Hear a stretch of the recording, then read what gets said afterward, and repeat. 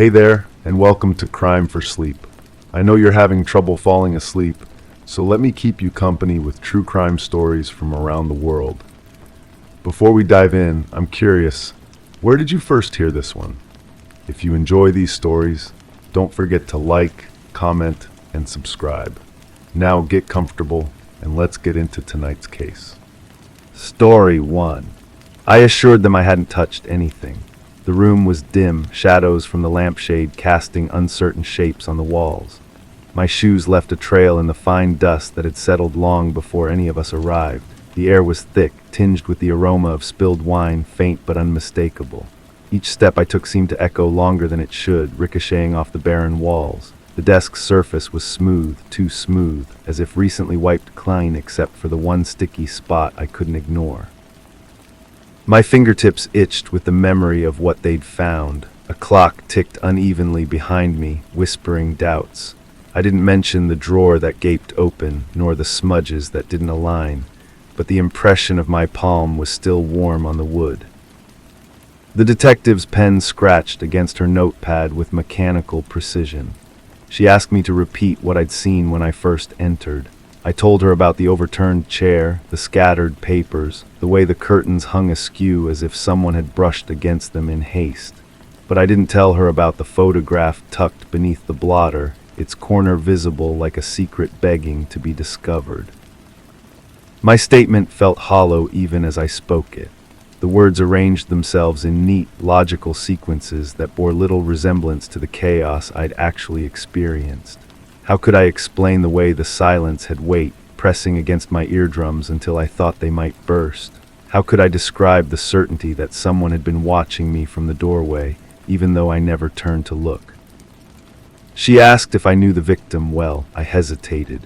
We'd worked in the same building for months, shared the same elevator, nodded politely in the hallway, but knowing someone and understanding them are different territories entirely.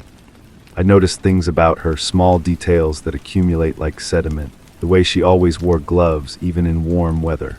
How she never met anyone's eyes directly, always looking slightly to the left.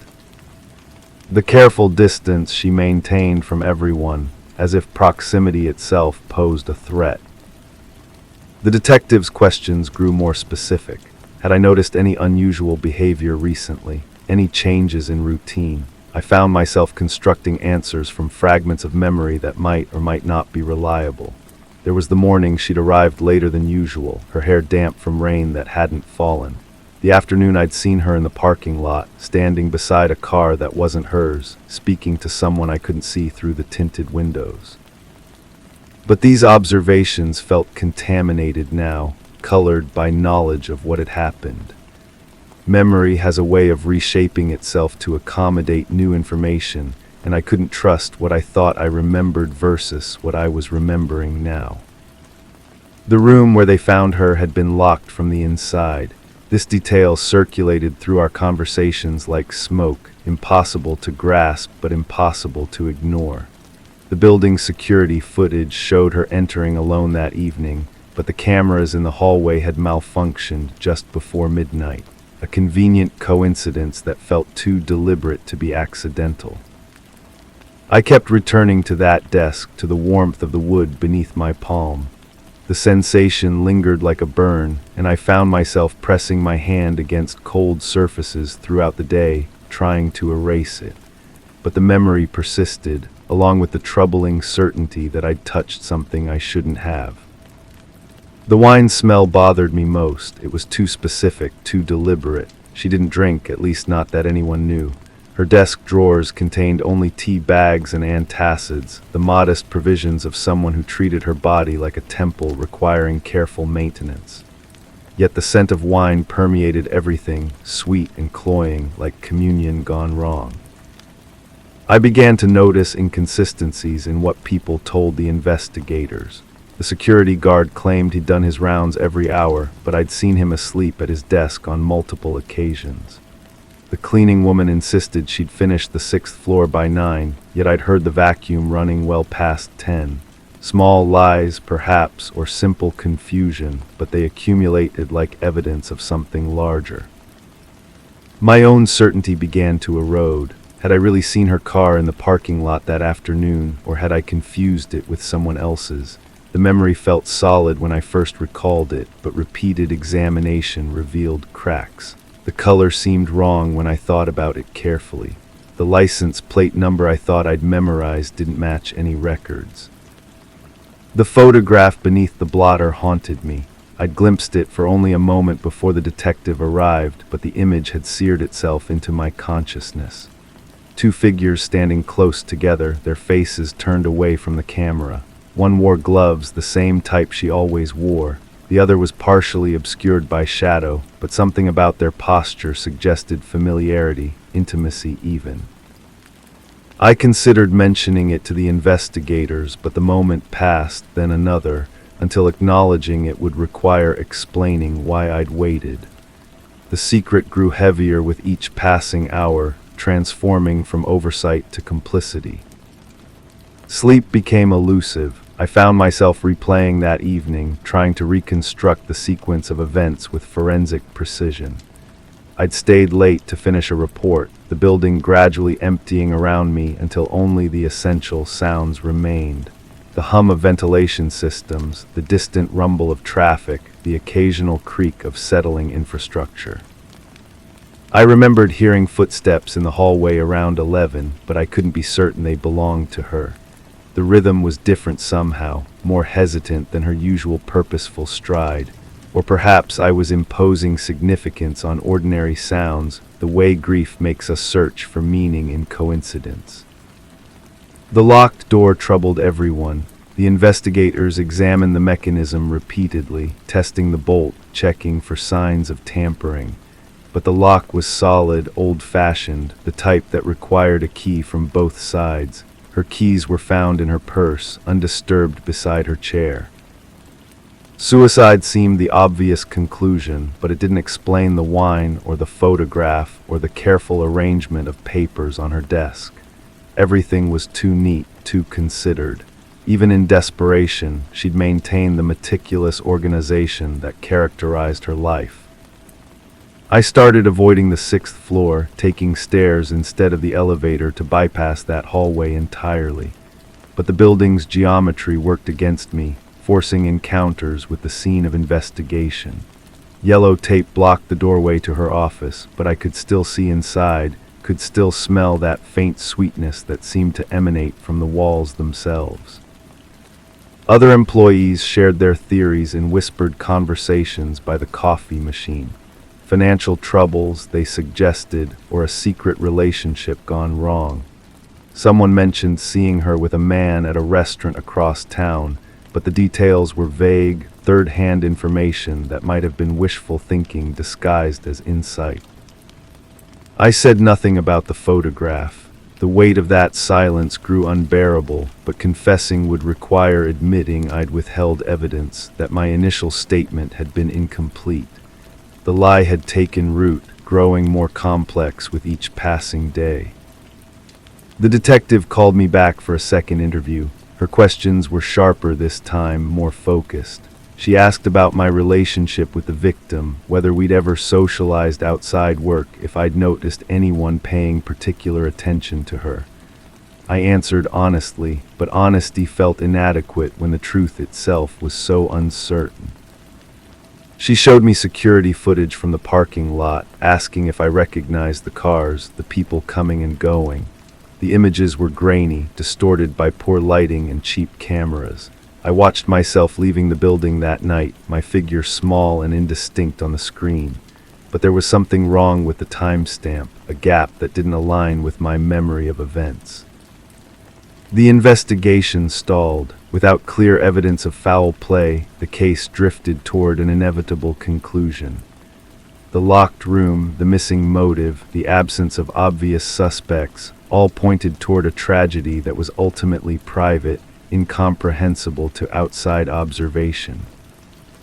But I couldn't let it rest. The photograph called to me like an itch that couldn't be scratched. I found excuses to walk past her office, hoping to glimpse that corner of the desk where I'd seen it hidden.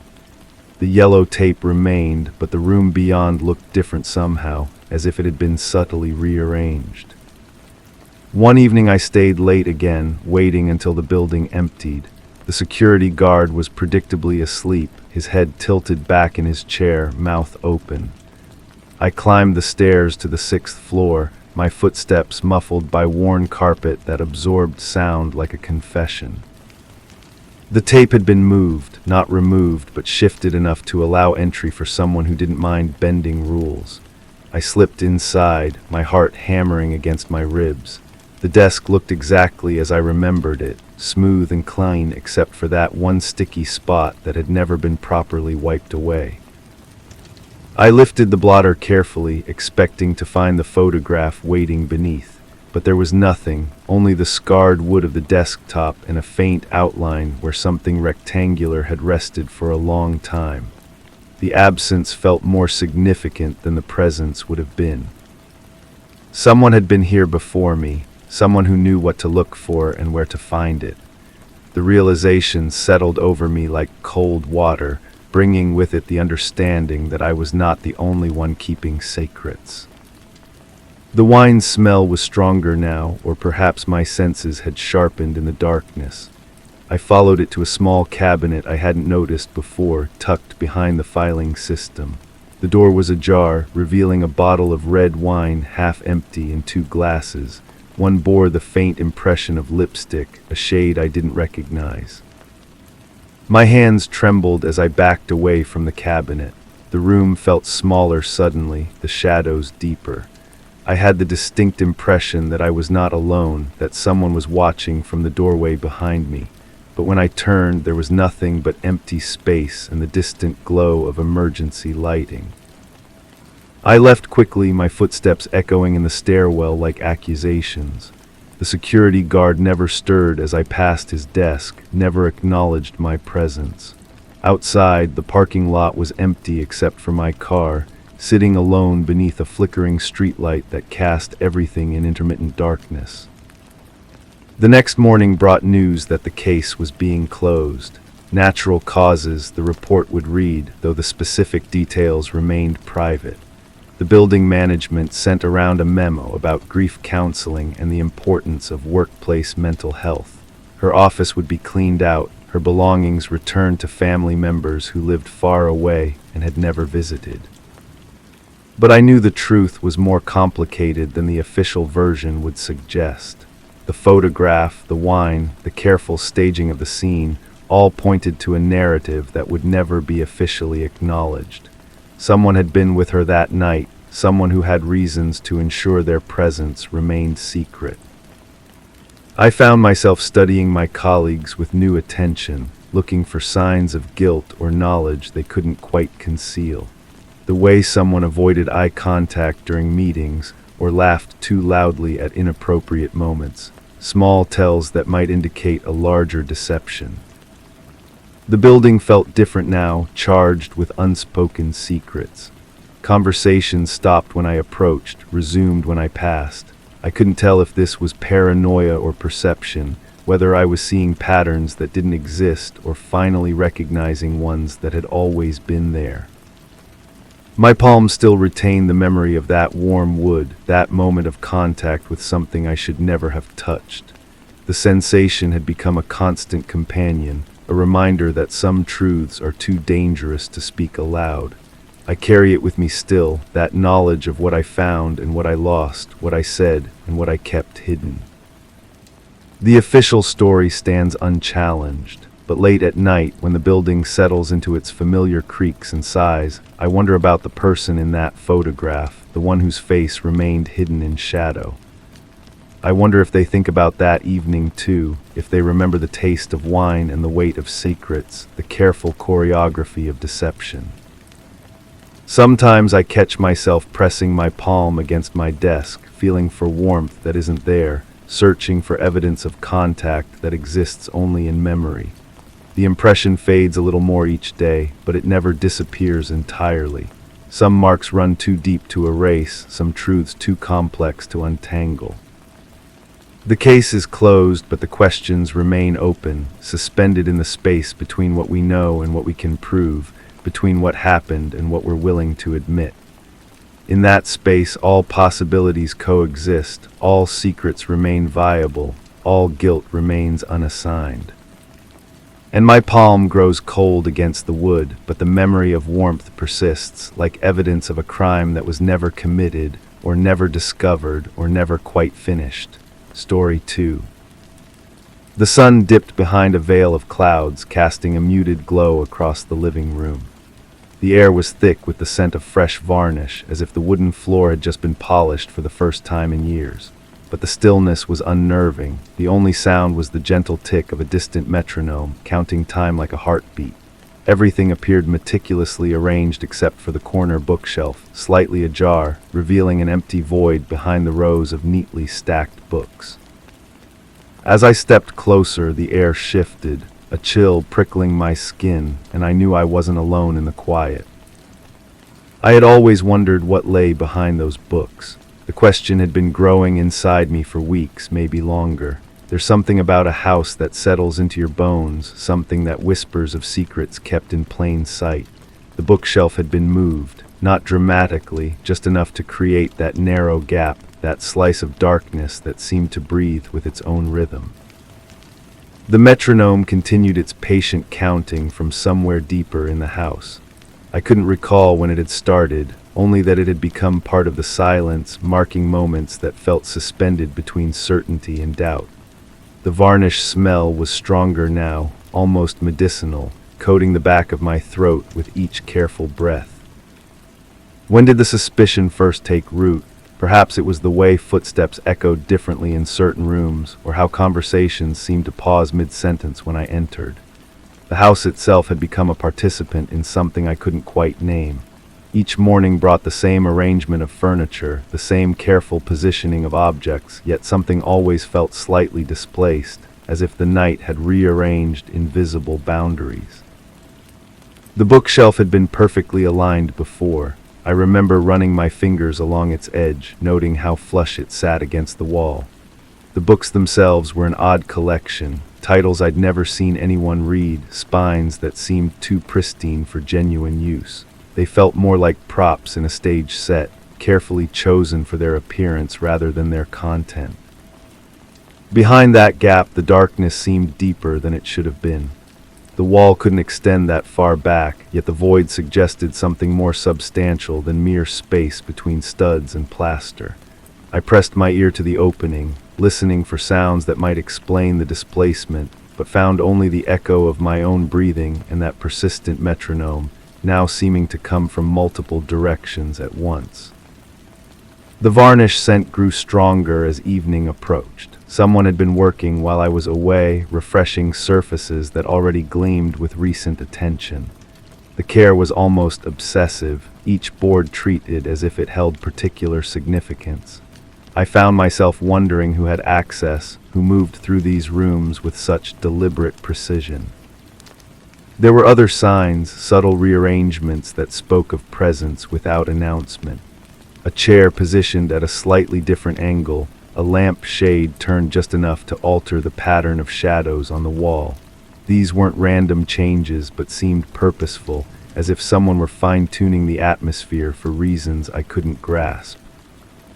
The metronome's rhythm had become hypnotic, drawing my attention deeper into the house's quiet mysteries. I followed the sound through hallways that seemed longer than they had been, past doorways that framed rooms I thought I knew but now appeared somehow altered. The lighting was different, softer, as if filtered through layers of intention I couldn't penetrate. In the kitchen, I found evidence of recent activity, not obvious signs, nothing as crude as dirty dishes or crumbs on the counter, but subtler indications. The coffee maker was positioned differently on its tray. The dish towel hung with a precision that suggested fresh folding. The refrigerator hummed with a contentment that spoke of recent opening and closing.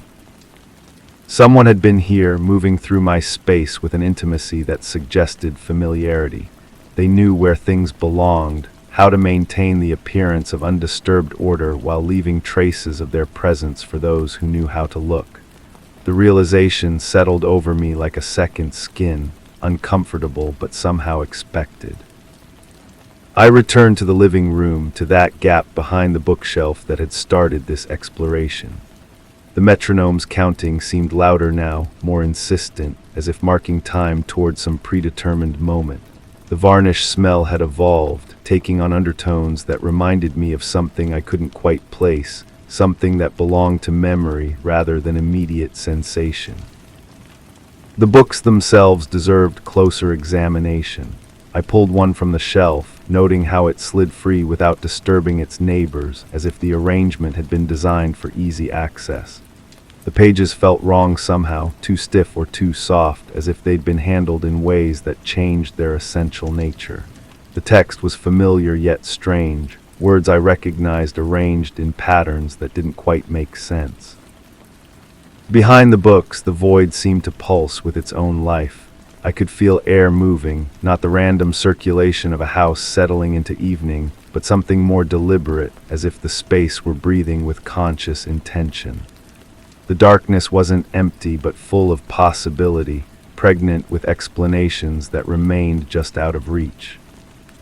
The metronome stopped. The silence that followed was profound, not merely the absence of sound, but the presence of waiting. The house held its breath, and I found myself holding mine as well, listening for whatever would fill the void left by that steady counting. Nothing came, yet everything felt different, as if the cessation of rhythm had shifted the fundamental nature of the space around me. I replaced the book, noting how it settled into its designated position with practiced ease. The gap behind the shelf remained, that narrow window into uncertainty that had drawn me into this exploration.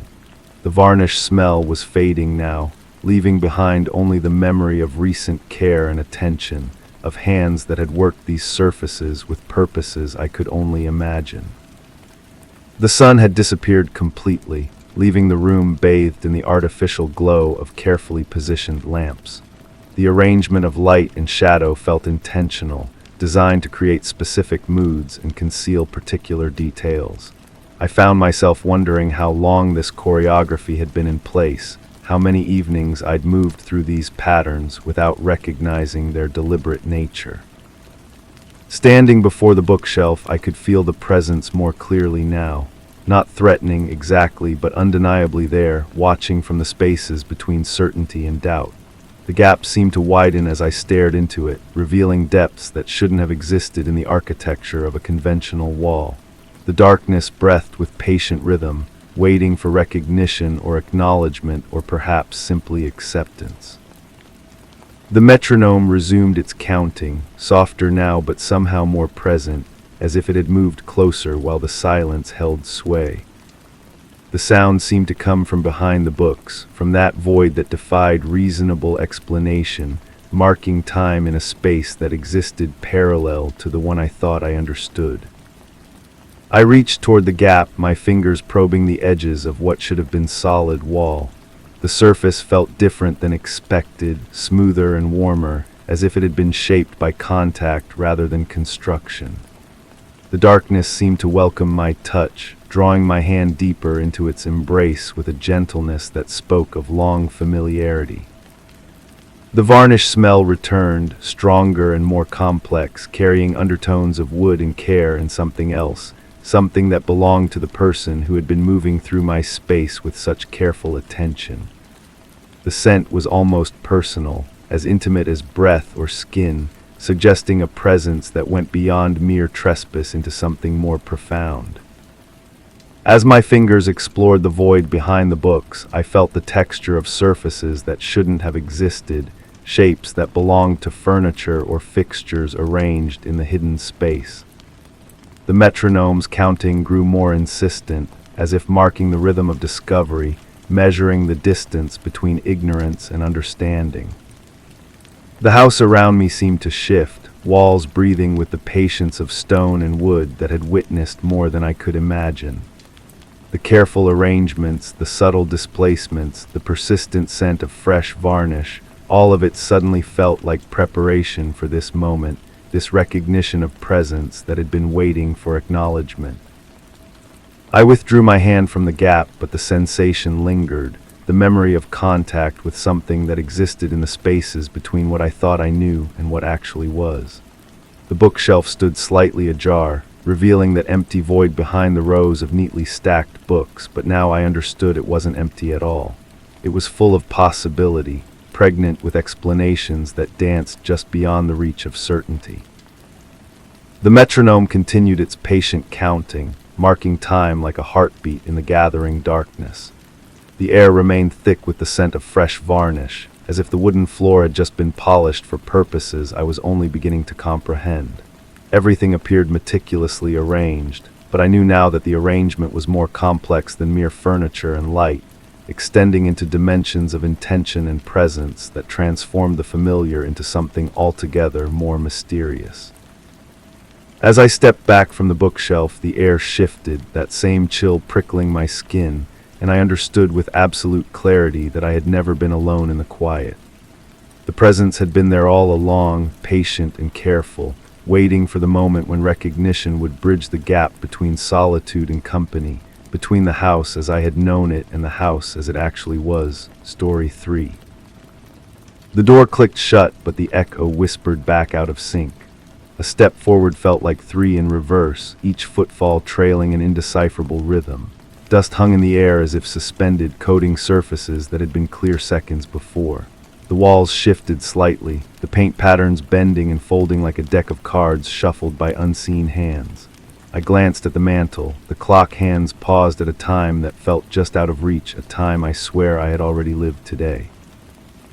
A draft slipped through the seams of reality, wrapping around my spine, pulling me toward a conclusion not yet formed. The calendar turned, the date remained the same. The brass doorknob felt warm against my palm, though no sunlight had touched it for hours. Its surface bore the faint impressions of countless fingers, each grip leaving an invisible story. I remembered polishing it just yesterday, the metal gleaming like a mirror, yet now it carried tarnish that seemed to have accumulated over decades. My reflection in its curve appeared distorted, features stretched and compressed into something I barely recognized. The warmth pulsed with a rhythm that matched my heartbeat, as if the metal had absorbed the life force of everyone who had ever turned it. When I finally released my grip, the heat lingered on my skin like a brand. The hardwood floor beneath my feet told a different story with each board. Some creaked with the familiar complaints of age, while others remained silent despite bearing the same weight. The grain patterns seemed to shift when I wasn't looking directly at them, swirling into shapes that reminded me of faces I couldn't quite place. A particular knot in the wood near the threshold caught my attention, dark and perfectly round, like an eye watching from below. I could have sworn it had been closer to the wall before, but memory plays tricks in spaces that feel alive. My footsteps created a percussion that echoed strangely, as if the house were much larger than its actual dimensions. The living room window framed a view that changed depending on the angle of approach. From the doorway I could see the neighbor's fence, painted white and pristine. 3 steps closer, and the fence appeared weathered, its paint peeling in long strips that curled toward the ground like reaching fingers. The tree beyond cast shadows that moved independently of any breeze, creating patterns on the glass that resembled writing in a language I'd never learned but somehow understood. The curtains hung motionless, yet I felt the distinct sensation of being observed from outside. When I pressed my face to the glass, my breath fogged the surface, revealing fingerprints that weren't mine pressed against the exterior. The coffee table held objects arranged with deliberate precision, though I couldn't remember placing them there.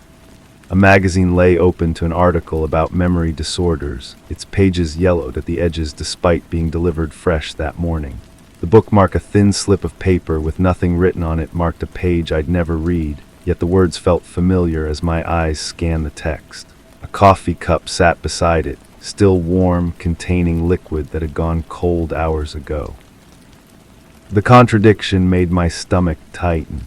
Steam rose from the surface in spirals that spelled out shapes I didn't want to interpret. The photograph on the side table captured a moment I couldn't place in my timeline. The faces smiled back at me with expressions I recognized but couldn't connect to specific memories. The clothing suggested a season that didn't match the weather outside, and the background showed a location that felt both foreign and intimately familiar. The frame itself seemed to shift between silver and gold depending on the light, creating an unsettling sense that multiple realities were occupying the same space.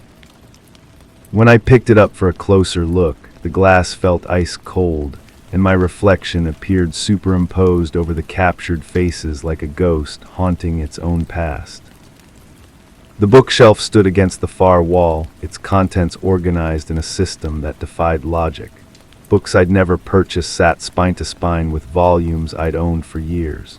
The titles seemed to rearrange themselves when I wasn't paying attention, creating new narratives from their juxtaposition. One particular book, bound in deep red leather, drew my attention repeatedly. Its title remained illegible no matter how closely I examined it, the letters shifting like smoke.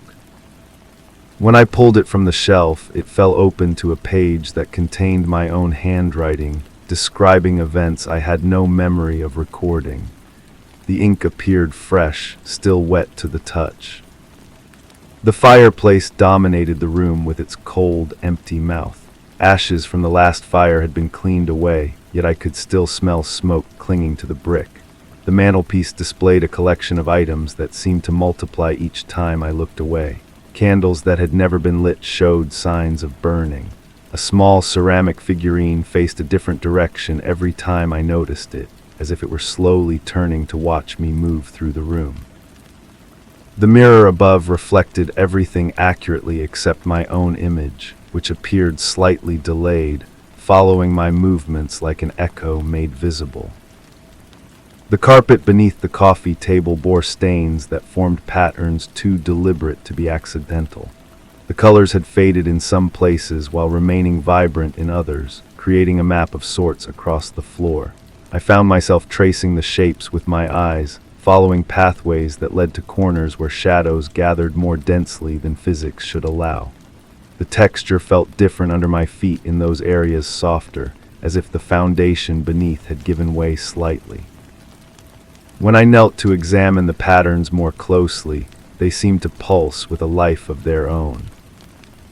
The air conditioning vent in the ceiling released currents that carried sounds from other parts of the house, conversations I couldn't quite make out, footsteps in empty rooms, the soft closing of doors that should have echoed more loudly. The metal grate vibrated occasionally, though the system wasn't running. I climbed on a chair to investigate and found the screws were loose, as if someone had recently removed and replaced the cover. Behind the grate, darkness stretched further than the ductwork should have allowed, and I thought I detected movement in those depths, something retreating from the light. The telephone on the end table remained silent, yet I found myself expecting it to ring at any moment. The receiver showed fingerprints that glowed faintly in the afternoon light, evidence of recent use I couldn't recall.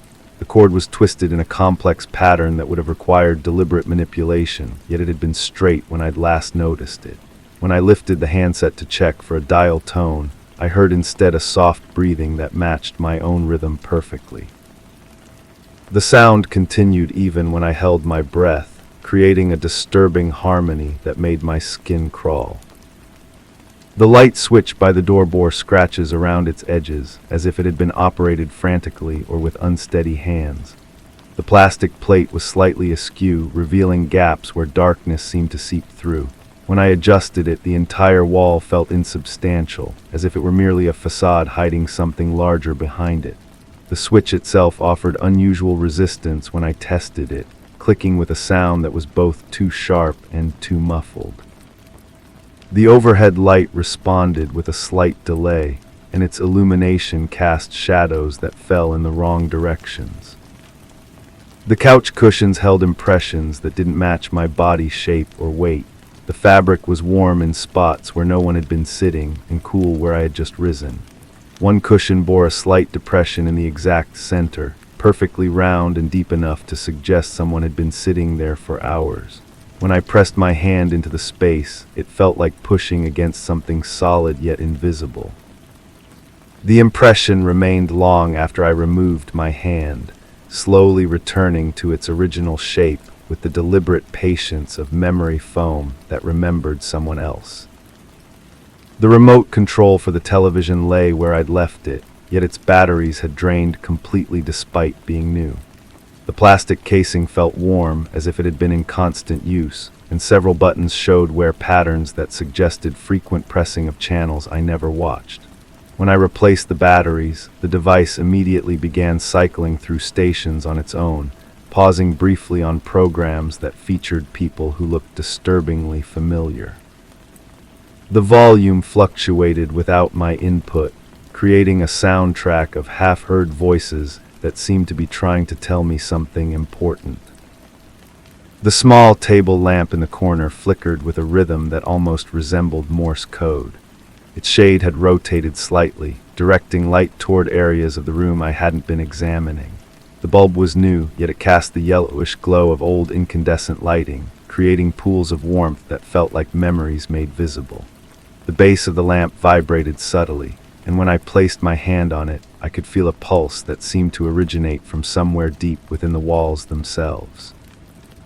The cord snaked across the floor in a pattern that looked intentional, forming shapes that reminded me of symbols I'd seen in dreams. The ceiling fan turned slowly despite being switched off, its blades cutting through air that felt thick with possibility. Each rotation created a soft whooshing sound that masked other noises, whispers, perhaps, or the settling of a house that was adjusting to accommodate more than just my presence. The chain that controlled the fan's speed swayed with movements that didn't correspond to any air currents I could detect. When I pulled it to test the mechanism, it felt heavier than it should have, as if something were weighing it down from above. The throw blanket on the couch had been folded in a way I didn't recognize, precise corners and edges that suggested military training or obsessive attention to detail. The fabric felt different between my fingers, softer in some areas and rougher in others, as if it had been handled by many different people. When I shook it out, it released a scent that was both familiar and foreign, something between lavender and antiseptic, comfort and clinical sterility. Refolding it proved impossible. My attempts to recreate the original pattern failed repeatedly, leaving me with something that looked amateur by comparison. The room's temperature seemed to fluctuate in zones, creating microclimates that defied the central air system. Near the window, the air felt cool and damp, while the area around the fireplace radiated warmth despite the cold ashes. The center of the room maintained a neutral temperature, but moving in any direction brought immediate changes that my body registered before my mind could process them. These variations created invisible boundaries that divided the space into territories, each with its own atmospheric signature and emotional resonance. The silence between moments stretched longer than it should have, creating gaps where other sounds might have existed in a parallel timeline.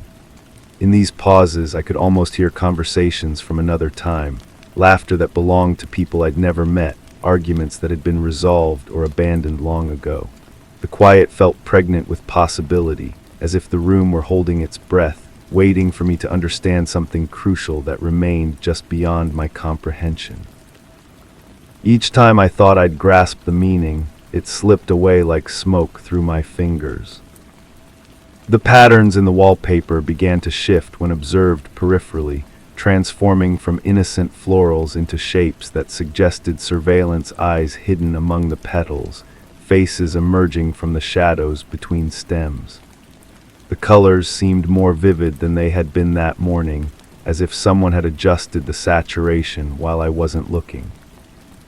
Certain sections of the wall felt warmer to the touch, and when I pressed my ear against these spots, I could hear a faint humming that might have been electrical current or something more organic, like the circulation of blood through hidden vessels. The realization came slowly, like fog lifting to reveal a landscape that had been there all along.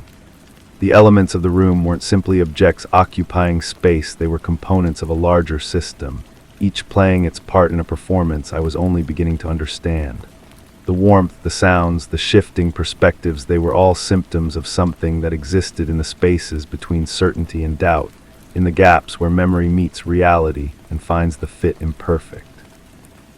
Standing in the center of this transformed space, I understood that the room had been trying to communicate with me all along. Every detail was a word in a language I was just learning to speak, every sensation a sentence in a story that was still being written. The question wasn't what was happening to the room, but what the room was trying to tell me about what had already happened and what was yet to come. The clock on the mantel ticked once loudly, then resumed its silent watch over time that refused to move forward. Story 4. I told them I hadn't opened the drawer, just stood by the doorway, I said, glanced around, saw nothing important. Yet the air felt thick with varnish and dust, clinging like old memories. A glint caught the corner of my eye, something metallic, nearly buried beneath stacks of untouched paper. My fingers tingled with a phantom weight, an echo of the cool metal that had been there moments before. The room whispered with secrets, every shadow holding its breath. The drawer sat closed, almost convincingly. But my palms felt colder than usual. The coldness started before that afternoon, though I can't pinpoint when. Maybe it was the way the floorboards creaked in sequence, like someone following my footsteps through the house. Or how the coffee cup appeared in the sink, still warm when I was certain I'd left it on the kitchen counter. These things accumulate, don't they? Small disturbances that collect in the corners of your consciousness like lint. I remember running my hand along the banister, feeling the worn groove where countless palms had gripped the wood. The house held impressions of everyone who'd lived there, layers of touch and breath and intention. Sometimes I wondered if I was adding my own mark or simply following the path carved by someone else's obsession. The metallic object haunts me still, not because of what it was, but because of how natural it felt in my palm, like returning a key to its lock or a pen to its proper place between specific fingers. The weight distributed itself across my hand as if my grip had been molded around its edges. I can still feel the slight ridges, the way the surface warmed under my touch. But I'm getting ahead of myself. The suspicion began with sounds, not objects. Footsteps in the hallway outside my bedroom, always stopping just before reaching my door. The soft whisper of papers being shuffled in the study below. Water running in the kitchen sink at hours when I lay motionless in bed, counting my own heartbeats to stay anchored to something real. I started leaving small tests, a book placed at a particular angle on the coffee table, a magazine folded to a specific page, breadcrumbs of my own making, scattered through the house to catch whatever presence moved through these rooms when I wasn't watching, or when I was watching but from the wrong angle. The results were inconclusive. The book would be straightened, but perhaps I'd done that myself without remembering. The magazine would be closed, but maybe a draft from the heating vent had disturbed it. Memory plays tricks when you're looking for patterns that may not exist. Every coincidence becomes evidence. Every ordinary moment carries weight. I began photographing the rooms before leaving the house, not the obvious things but the subtle arrangements. The way shadows fell across the carpet at a particular hour, the position of cushions on the sofa, the exact angle of the desk lamp in the study. When I returned, I would compare reality to the frozen moments captured in my phone, searching for discrepancies that might reveal an intruder's presence. The photographs showed nothing definitive, yet something felt different each time I entered a room. The air itself seemed rearranged, molecules disturbed by movement I hadn't witnessed. I started holding my breath when crossing thresholds, trying to detect the lingering warmth of another person's exhalation. The drawer entered my awareness gradually, not the physical object but the idea of it. I would find myself staring at the desk in the study, my eyes drawn to that particular handle. The wood around it appeared more worn than the others, as if someone had opened it frequently. But when I tried the handle myself, it stuck slightly, suggesting disuse. This contradiction bothered me more than it should have. I began visiting the study at different hours, observing the drawer from various angles. Morning light revealed fingerprints on the brass handle that I couldn't remember leaving. Evening shadows made the slightly protruding edge more pronounced, as if someone had closed it hastily. I never opened it during those early observations. The act felt too final, too much like admitting I believed someone else had been there. Instead, I circled around the possibility, the way you might approach a sleeping animal, uncertain whether it would wake. The house began to feel like a conversation I was having with myself. Each small change I noticed could be explained by my own forgetfulness, my own unconscious actions. Yet the accumulation of these incidents created a narrative that felt larger than my individual memory lapses.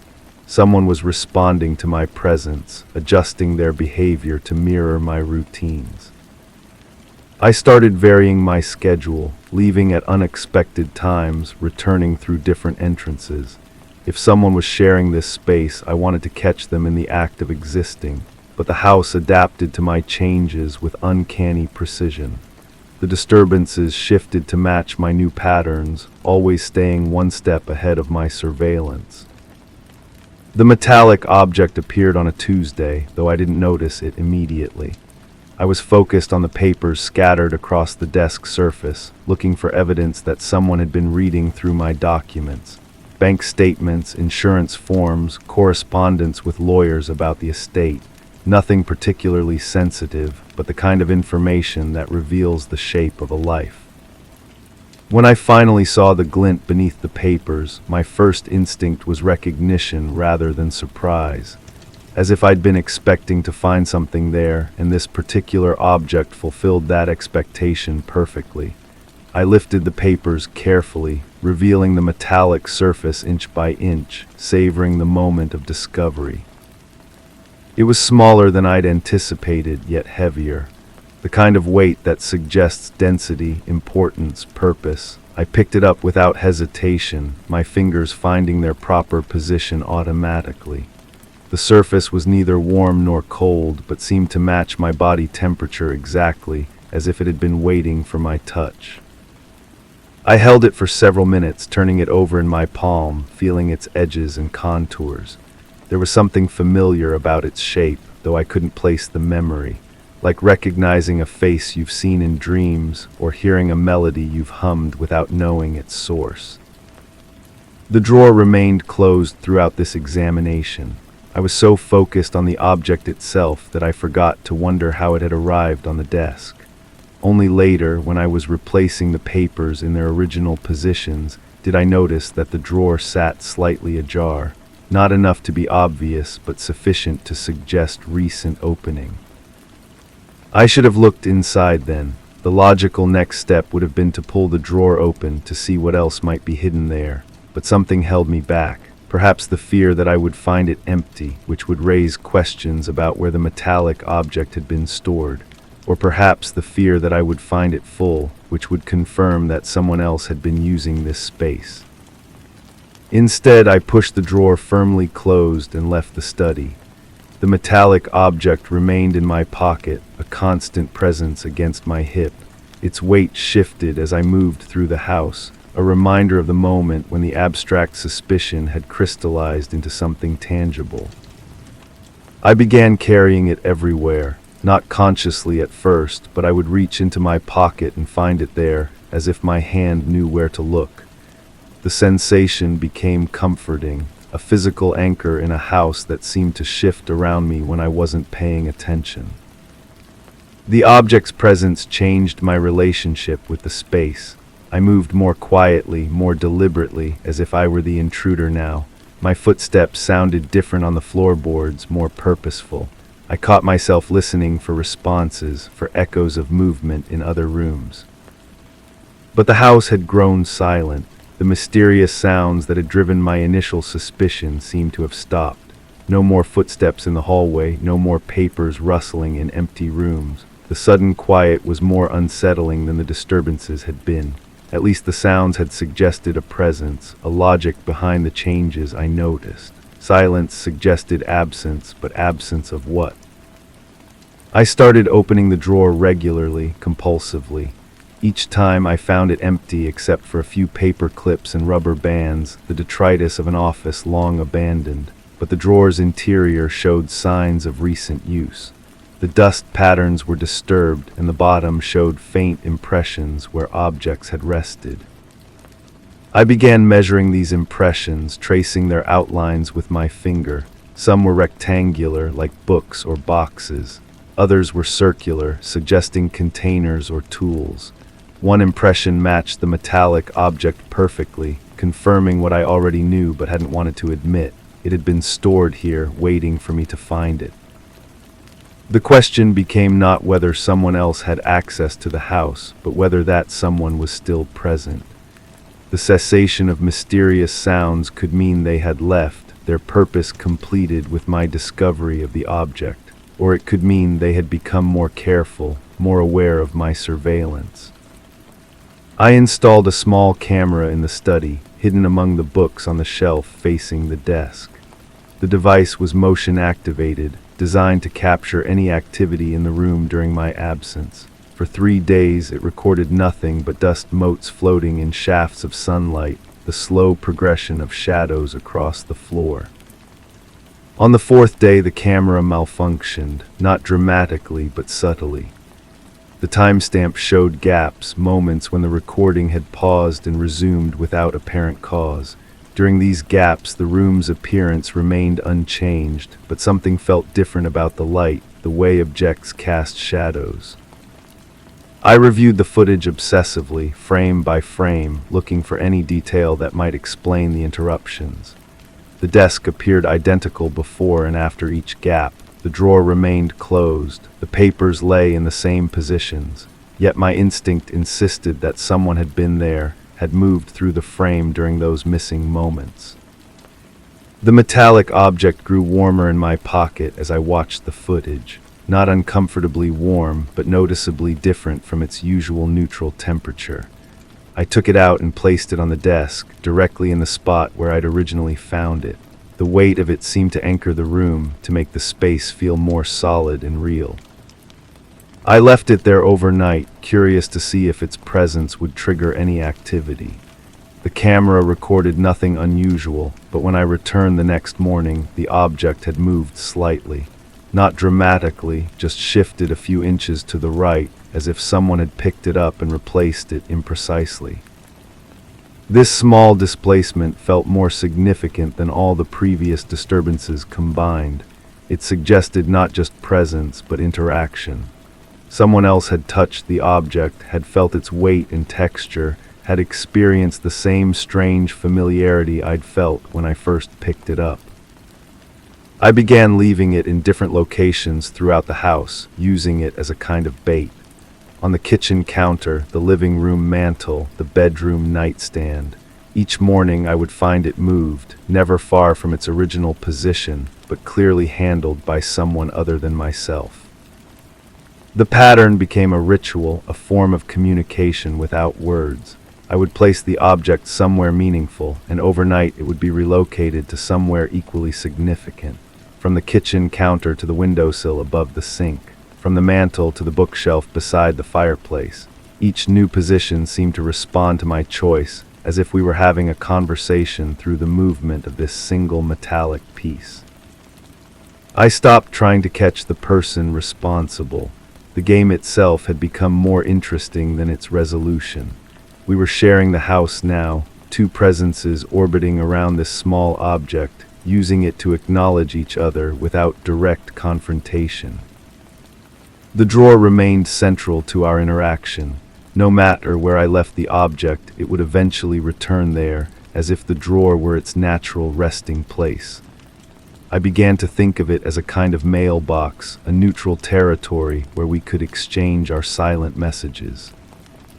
I started leaving other items in the drawer. A photograph, a handwritten note, a small key to a lock I'd never found. Each item would be examined, I could tell, handled carefully and returned to a slightly different position. The anonymous presence was learning about me through these objects, just as I was learning about them through the pattern of their responses. The photograph was particularly revealing. It showed the house from the outside, taken during the previous autumn when the trees were full of color. I'd left it face up in the drawer, but found it face down the next morning. When I turned it over, I noticed fingerprints on the glossy surface that weren't mine. Larger prints, suggesting adult hands, but with a delicate touch that spoke of careful consideration. The note I'd left was a simple question, "Who are you?" written in pencil on a small piece of paper, folded once. When I retrieved it, the paper had been unfolded and refolded differently, and below my question, in handwriting I didn't recognize, was a single word, "forgotten." This response changed everything. The presence wasn't just sharing my space, but communicating directly, answering my questions with questions of their own. Forgotten could mean they had been forgotten by others, or that they had forgotten something themselves, or that forgetting was the nature of our interaction. I wrote back, "What have you forgotten?" and left the note in the drawer overnight. The response came in the form of the metallic object, which I found the next morning placed on top of the note. The message seemed to be that the object itself was connected to whatever had been forgotten, that it held the answer to my question. I began researching the house's history, looking for clues about who might have lived here before, who might have left the metallic object behind. The records were incomplete, full of gaps and inconsistencies that made it difficult to construct a clear timeline of ownership and occupancy. But patterns emerged. The house had been sold several times over the past decades, often after brief periods of ownership. Previous residents had left suddenly, without forwarding addresses, leaving behind personal belongings that subsequent owners had disposed of or stored away. The drawer, I realized, might contain the remnants of these abandoned lives, objects too small or insignificant to be worth removing, but too personal to be thrown away by strangers. The metallic piece might be one of many such items, physical memories of people who had moved through this space and left traces of their presence behind. This possibility made my interaction with the anonymous presence feel different. Instead of communicating with an intruder, I might be responding to the echo of someone who had once belonged here, someone whose connection to the house was stronger and older than my own. I began leaving the metallic object in places where it might trigger specific memories. On the windowsill where morning light would catch its surface. In the kitchen drawer where cooking utensils were stored. On the bathroom counter where someone might have placed it while getting ready for work or sleep. Each placement seemed to generate a response, not just in the object's relocation, but in the overall atmosphere of the house. Rooms felt more inhabited, more alive with the residue of daily routines and personal habits. I was awakening something that had been dormant, bringing back to life patterns of behavior that had been interrupted but not entirely erased. The house began to feel like a palimpsest, layers of different lives written over each other but still visible beneath the surface. My own routines were adapting to accommodate these older patterns, as if I were learning to live in harmony with ghosts of previous occupants. But ghosts might be the wrong word. The presence felt too immediate, too responsive to be merely a memory. Someone was actively engaging with my attempts at communication, making deliberate choices about how to respond to my questions and gestures.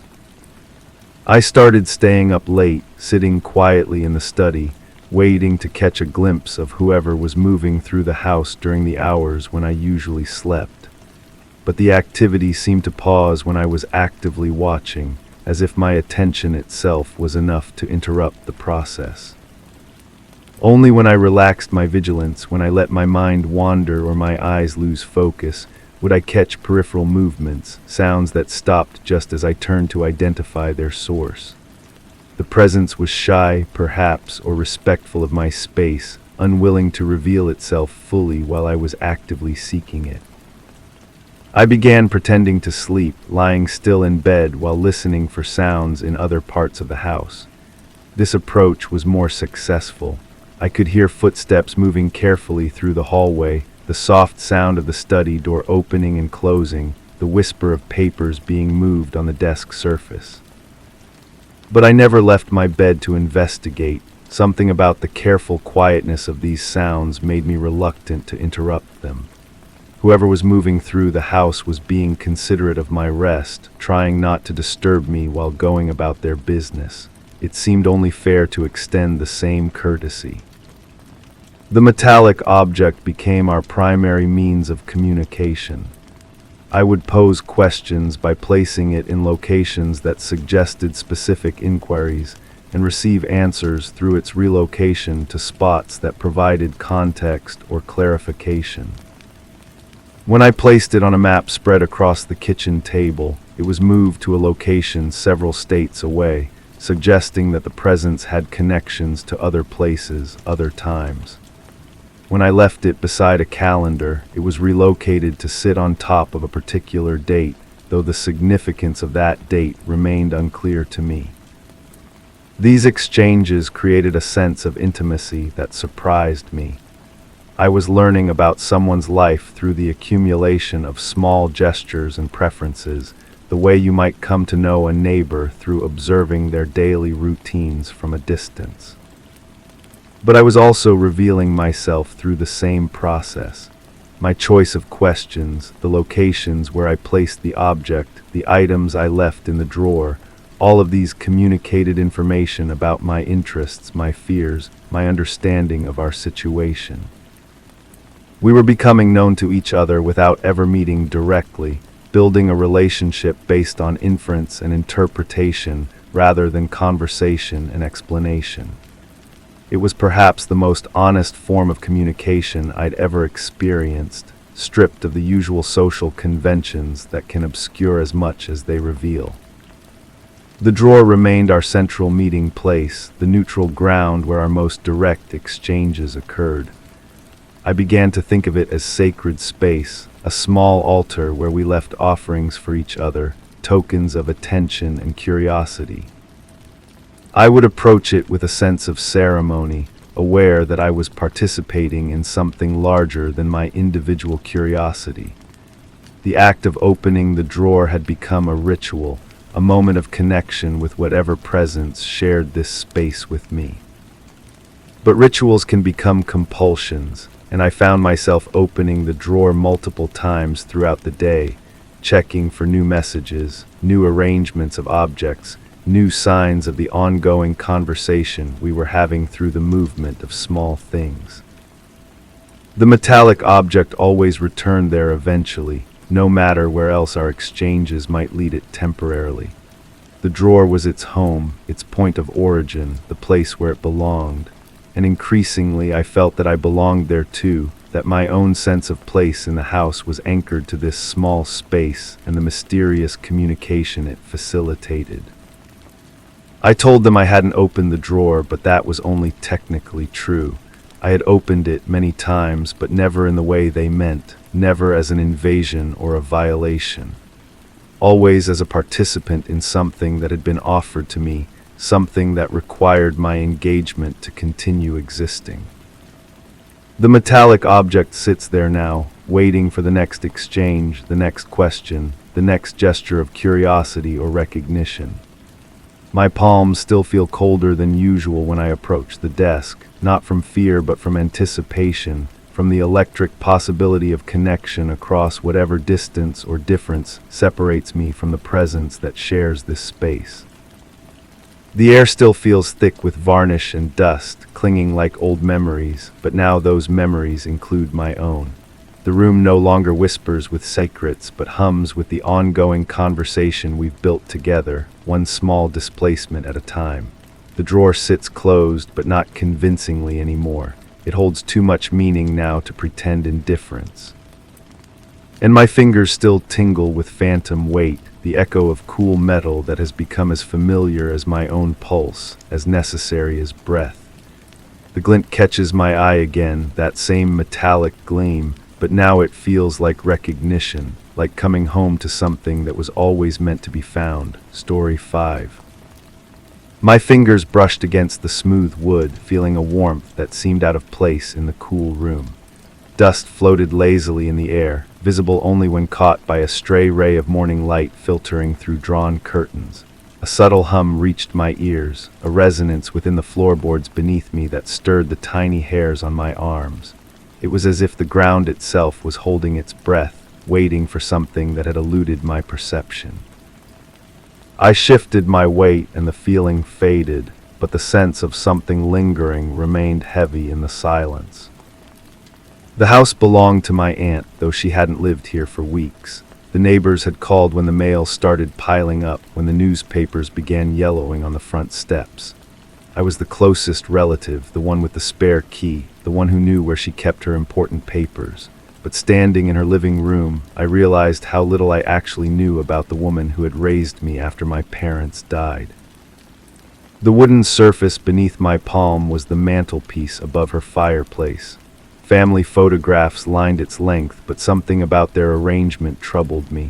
They were perfectly spaced, too perfectly spaced, as if someone had measured the distances with a ruler. My aunt had never been that meticulous about anything, not in all the years I'd known her.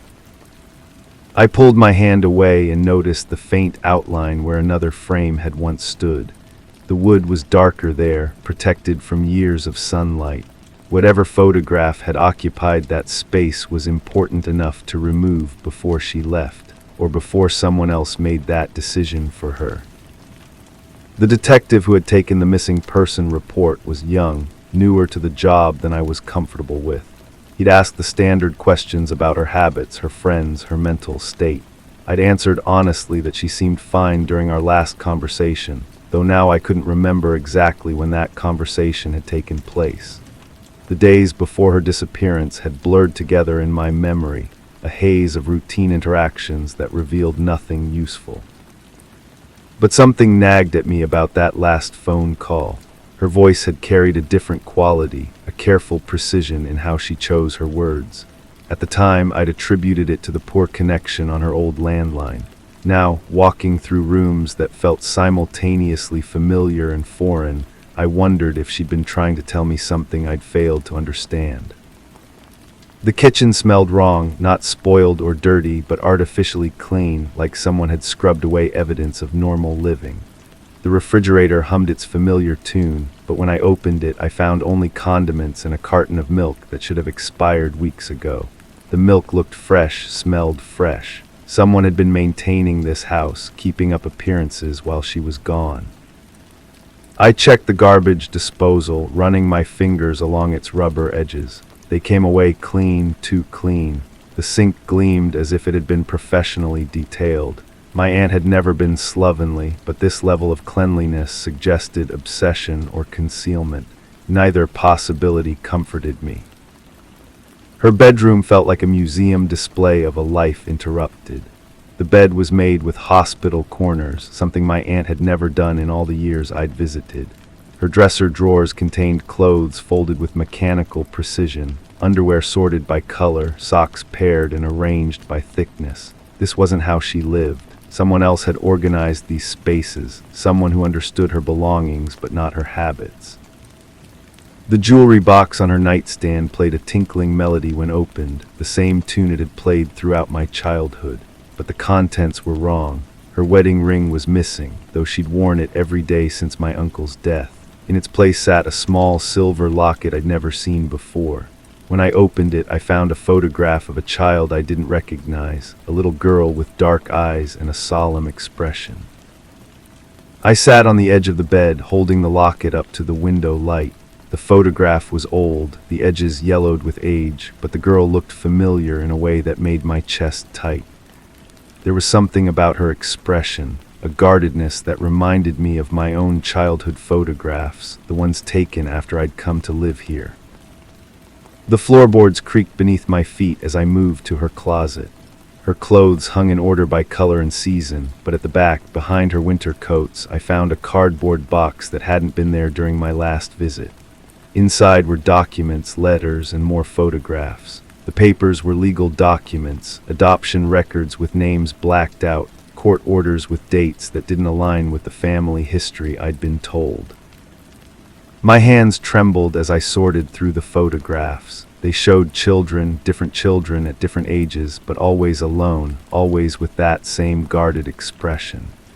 Some of the photographs were recent, others decades old.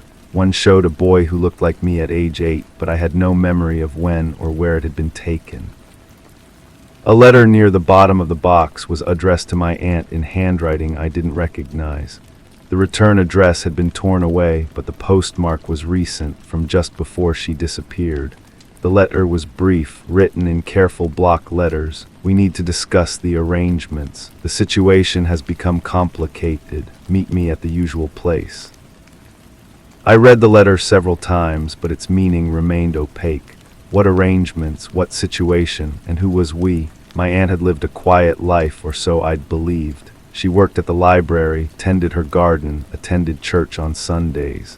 She wasn't the kind of person who had mysterious meetings or complicated situations. But as I continued searching through her belongings, I found evidence of a different life entirely. Bank statements showed regular deposits from sources I couldn't identify.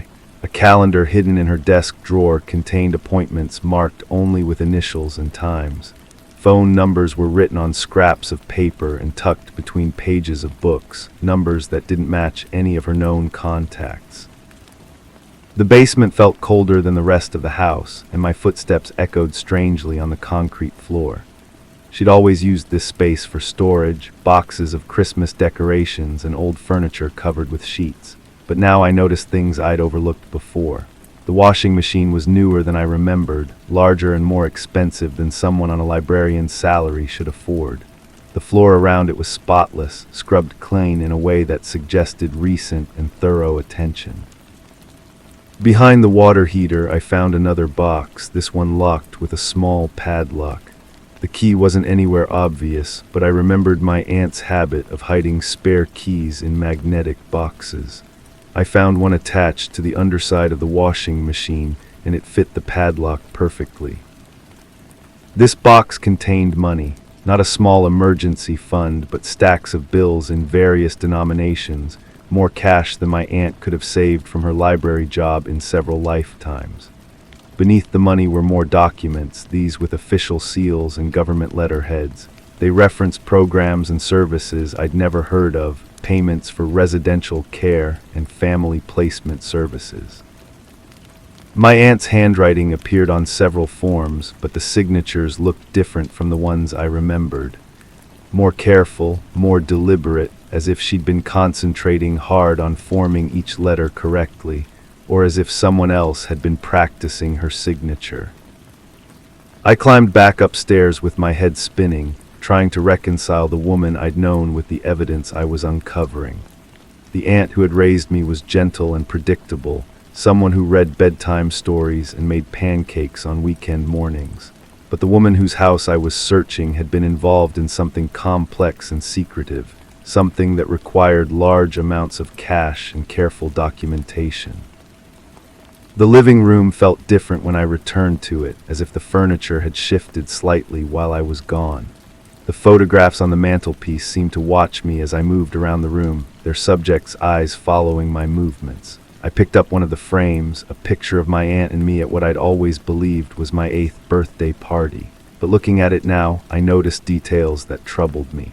My expression was too solemn for a child at his own party. My clothes were too formal, too new, as if I'd been dressed for a special occasion that wasn't entirely celebratory. And my aunt's smile didn't reach her eyes. She looked tired, worried, like someone carrying a burden she couldn't share.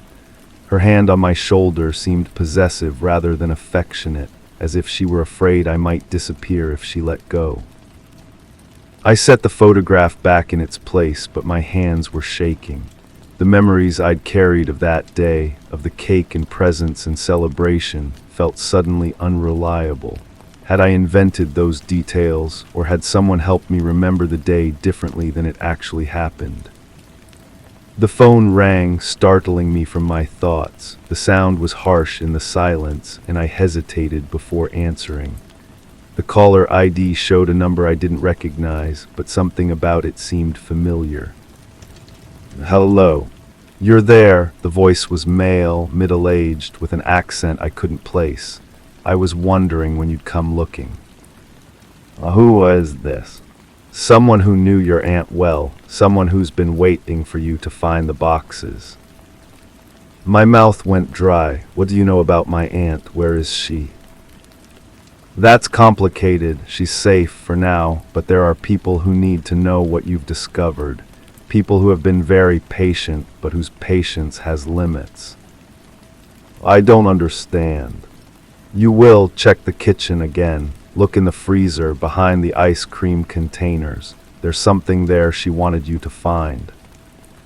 The line went dead before I could ask more questions. I stood holding the phone, listening to the dial tone, trying to process what had just happened. Someone had been watching the house, or watching me, waiting for me to arrive and begin searching. Someone who knew about the boxes, who knew my aunt well enough to predict my behavior. I walked to the kitchen on unsteady legs. The freezer was packed with frozen meals and ice cream containers, the kind of abundance that suggested someone who lived alone but wanted to be prepared for company. But when I moved the containers aside, I found a manila envelope sealed in a plastic bag, protected from moisture and freezer burn. Inside the envelope were more photographs, but these were different from the others. They showed children with adults, families that looked happy and normal on the surface, but something about the compositions bothered me. The adults' hands were always visible, always touching the children in ways that seemed controlling rather than affectionate. The children's smiles looked practiced, performed for the camera rather than genuine expressions of happiness. One photograph made me sit down hard on the kitchen floor. It showed me with my aunt, but also with a man I didn't remember meeting. He was tall and thin, with kind eyes and a warm smile, and his hand rested on my shoulder in a way that suggested familiarity. On the back of the photograph, someone had written, "Before placement," in my aunt's handwriting. Placement, the word echoed in my mind, connecting to the documents I'd found in the basement. My aunt hadn't just taken me in after my parents died. She'd been part of some kind of system, some kind of arrangement that involved money and paperwork and careful documentation. And I wasn't the only child who had been placed. The phone rang again, and this time I answered immediately. "You found it," the same voice as before, but now it carried a note of satisfaction. "Now you're beginning to understand." Understand what? What was my aunt involved in? She was helping children in her way, children who needed new families, new identities, new lives. It was all legal, all properly documented, but it required discretion. Your aunt was very good at discretion. Are you saying I was adopted illegally? I'm saying you were placed with someone who could care for you when your original situation became untenable. Your aunt loved you, but she also had obligations to others. When those obligations became complicated, she had to make difficult choices. Where is she now? Safe, protected, but there are others involved in this arrangement, others who need to know that you understand the importance of discretion. Your aunt's disappearance wasn't random, it was necessary. I closed my eyes, trying to process the implications. My entire life had been built on a foundation I didn't understand, involving people I'd never met and systems I'd never known existed. My aunt hadn't just been my guardian. She'd been part of something larger, something that required children to disappear from their original lives and reappear in new ones. What do you want from me? Nothing complicated, just your understanding that some secrets are kept for good reasons. Your aunt protected you, protected all of the children she helped place. But that protection requires ongoing cooperation from everyone involved. And if I don't cooperate, then other arrangements will need to be made. The threat was subtle but clear. I was being given a choice, but it wasn't really a choice at all. I could accept the story I was being told, keep the secrets I was discovering, and trust that my aunt was safe somewhere I couldn't reach her. Or I could ask more questions, demand more answers, and risk losing the only family I'd ever known. I need time to think. Of course, but don't take too long. There are others who need to be placed, other children who need the kind of help your aunt provided. The work continues with or without your cooperation. The line went dead again, leaving me alone in the kitchen with the photographs scattered around me. I picked them up one by one, studying the faces of children who looked like me, who had the same guarded expression I recognized from my own childhood pictures. We were all part of the same system, all products of the same careful arrangements. But I still didn't know if those arrangements were rescue or something darker. The documents suggested legal processes, proper procedures, official oversight, but the secrecy, the cache, the careful elimination of records suggested something that couldn't survive scrutiny. I walked through the house one more time, seeing it with different eyes. This wasn't just my aunt's home. It was a way station, a place where children stayed while their new identities were prepared, their new lives arranged. The perfect cleanliness wasn't obsession. It was preparation for the next arrival, the next placement.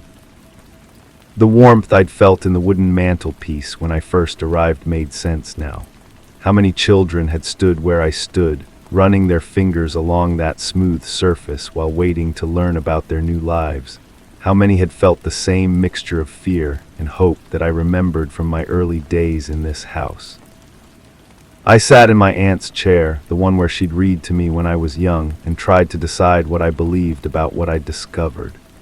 The evidence suggested she'd been part of a system that helped children, but systems that operated in secret often had reasons for avoiding oversight. The money, the false documents, the careful elimination of records could indicate noble work that couldn't be done through official channels, or they could indicate something much worse. The sun was setting and the house grew darker around me. I hadn't turned on any lights, hadn't wanted to announce my presence to whoever might be watching. But now the shadows felt oppressive, full of possibilities I didn't want to consider. My phone buzzed with a text message from an unknown number. The choice is yours, but choose soon. Others are waiting. I looked at the message for a long time, then deleted it. But I knew I couldn't delete the knowledge I'd gained, the questions that would follow me regardless of what I decided to do. My aunt was gone, possibly safe, possibly not. Other children were apparently waiting for the kind of help she'd provided. And I was being asked to trust people I'd never met with secrets I didn't fully understand. The house settled around me with small creaks and sighs, the sounds of a structure adjusting to changes in temperature and pressure. But I heard something else in those sounds now, the whispers of all the children who had passed through these rooms, all the secrets these walls had absorbed over the years. I stood up and walked to the window, pulling aside the curtain to look out at the street. A car was parked across from the house, one I didn't recognize, with a figure behind the wheel who didn't move when I appeared at the window. Someone was watching, waiting for me to make my decision. But as I stood there, looking out at the gathering darkness, I realized that my decision had already been made for me years ago, when I was too young to understand what was happening. I was part of this system now, whether I wanted to be or not. The only question was whether I would be an active participant or simply another secret to be managed. I let the curtain fall back into place and walked toward the front door. Whatever choice I made, I couldn't make it in this house, surrounded by evidence of things I might never fully understand. I needed distance, time to think, space to decide who I was going to be now that I knew who I had been. But as my hand touched the doorknob, I heard that subtle hum again, the resonance in the floorboards that had greeted me when I first arrived. The house was holding its breath, waiting for something, and I realized that something might be me, making a choice that would determine not just my future, but the futures of other children whose faces I might never see, but whose lives would be shaped by what I decided to do next. The warmth beneath my fingers felt different now, not comforting but urgent, as if the house itself were trying to tell me something I still wasn't ready to understand. Story 6. I stood by the threshold, eyes locked on the faded wallpaper that seemed to breathe. The dim light cast shifting patterns, teasing illusions of movement where nothing should be. A soft draft brushed past, unsettling the stale air yet leaving the dust undisturbed. I should have felt alone, but an uneasy weight pressed down, a presence that remained unseen. My gaze drifted to the corner where shadow met wall, a meeting point that shouldn't change. But it did, just by a fraction, revealing a sliver of darkness deeper than the rest. The house had been empty for months, or so I'd been told. The real estate agent's voice echoed in my memory, crisp and professional, explaining the circumstances. A family had lived here, then they didn't. The details she provided felt rehearsed, sanitized. She mentioned a sudden departure, personal reasons, the usual euphemisms that real estate professionals use when the truth might scare away potential buyers. I stepped inside, my footsteps muffled by carpet that had once been white. The floorboards beneath creaked in a pattern that seemed almost musical, as if the house were trying to communicate. Each room I entered felt like turning a page in someone else's diary, intimate and invasive. The kitchen still held the ghost of cooking smells, onions perhaps, or something sweeter that had turned. A coffee mug sat on the counter, its interior stained brown. When I lifted it, the ceramic felt warm against my palm, though the house had no heat. Inside, a small amount of liquid remained, thick and dark. Coffee that had been sitting for months should have evaporated or grown mold. This looked freshly made. I set the mug down carefully, noting how my hand trembled slightly. The silence pressed against my eardrums, broken only by the occasional settling of wood and the distant hum of traffic that seemed to come from very far away. The living room told a different story than the kitchen. Here, everything appeared deliberately arranged. Magazines fanned across the coffee table, their dates spanning several months. A newspaper lay folded beside them, its headlines speaking of local events that felt both familiar and strange. I recognized some of the stories, but couldn't place where I'd heard them before. On the mantelpiece, photographs stood in neat rows. The frames were dusty, but the glass was clean, as if someone had been maintaining them. The images showed a family, mother, father, 2 children in various stages of their lives together. Beach vacations, birthday parties, quiet moments at home. Normal scenes that should have felt warm but instead carried an undercurrent of performance, as if the subjects knew they were being watched by future strangers. In one photograph, the mother's smile seemed forced. Her eyes looked directly at the camera, but there was something hollow in her gaze. The father's hand rested on her shoulder, but his grip appeared tight, possessive rather than affectionate. The children, a boy and a girl, stood slightly apart from their parents, their expressions neutral in a way that children's faces rarely are.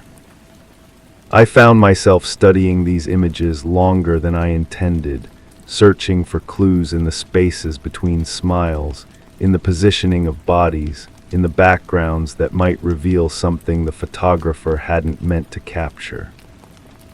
The second floor felt different. The air was thinner, more charged. Family bedrooms lined a narrow hallway, each door slightly ajar. I pushed open the first one, revealing what had clearly been the parents' room. The bed was made with military precision, corners tucked tight, pillows arranged symmetrically. But the bedspread was wrinkled in the center, as if someone had been lying there recently. On the nightstand, a glass of water sat half empty. Beside it, a small notebook lay open. The handwriting was feminine, careful.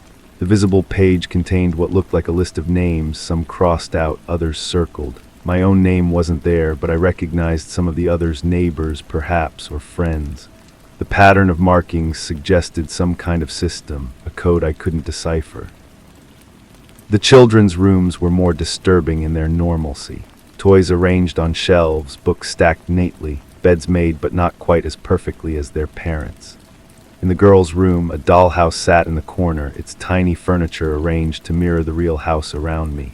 Even the miniature family was positioned in the same rooms I'd just explored.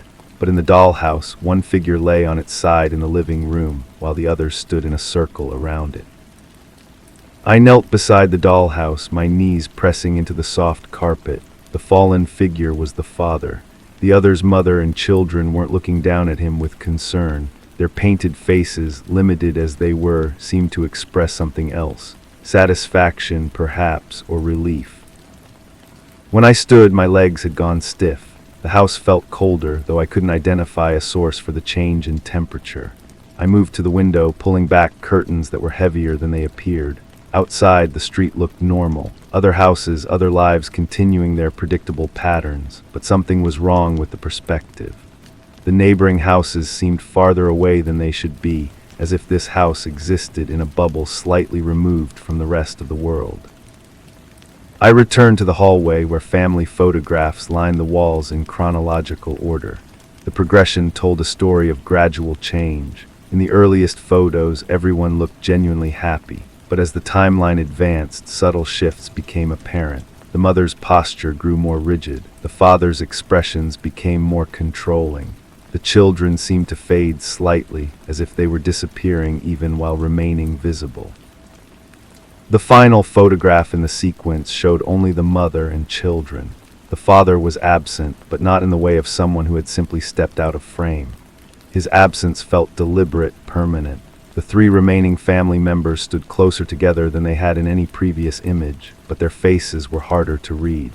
The shadows fell differently across their features, creating an ambiguity that made it impossible to determine whether they were grieving or celebrating.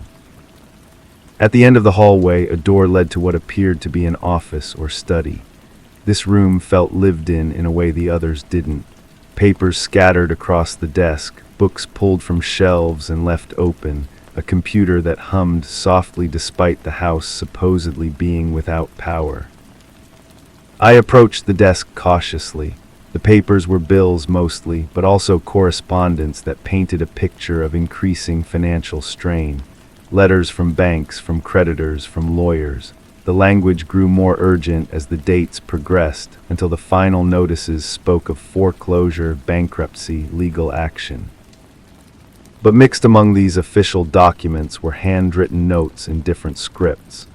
The mother's careful writing appeared frequently, documenting conversations, recording observations, tracking patterns of behavior. She had been building a case of some kind, gathering evidence, against whom wasn't immediately clear, but the meticulous nature of her record-keeping suggested someone preparing for a confrontation.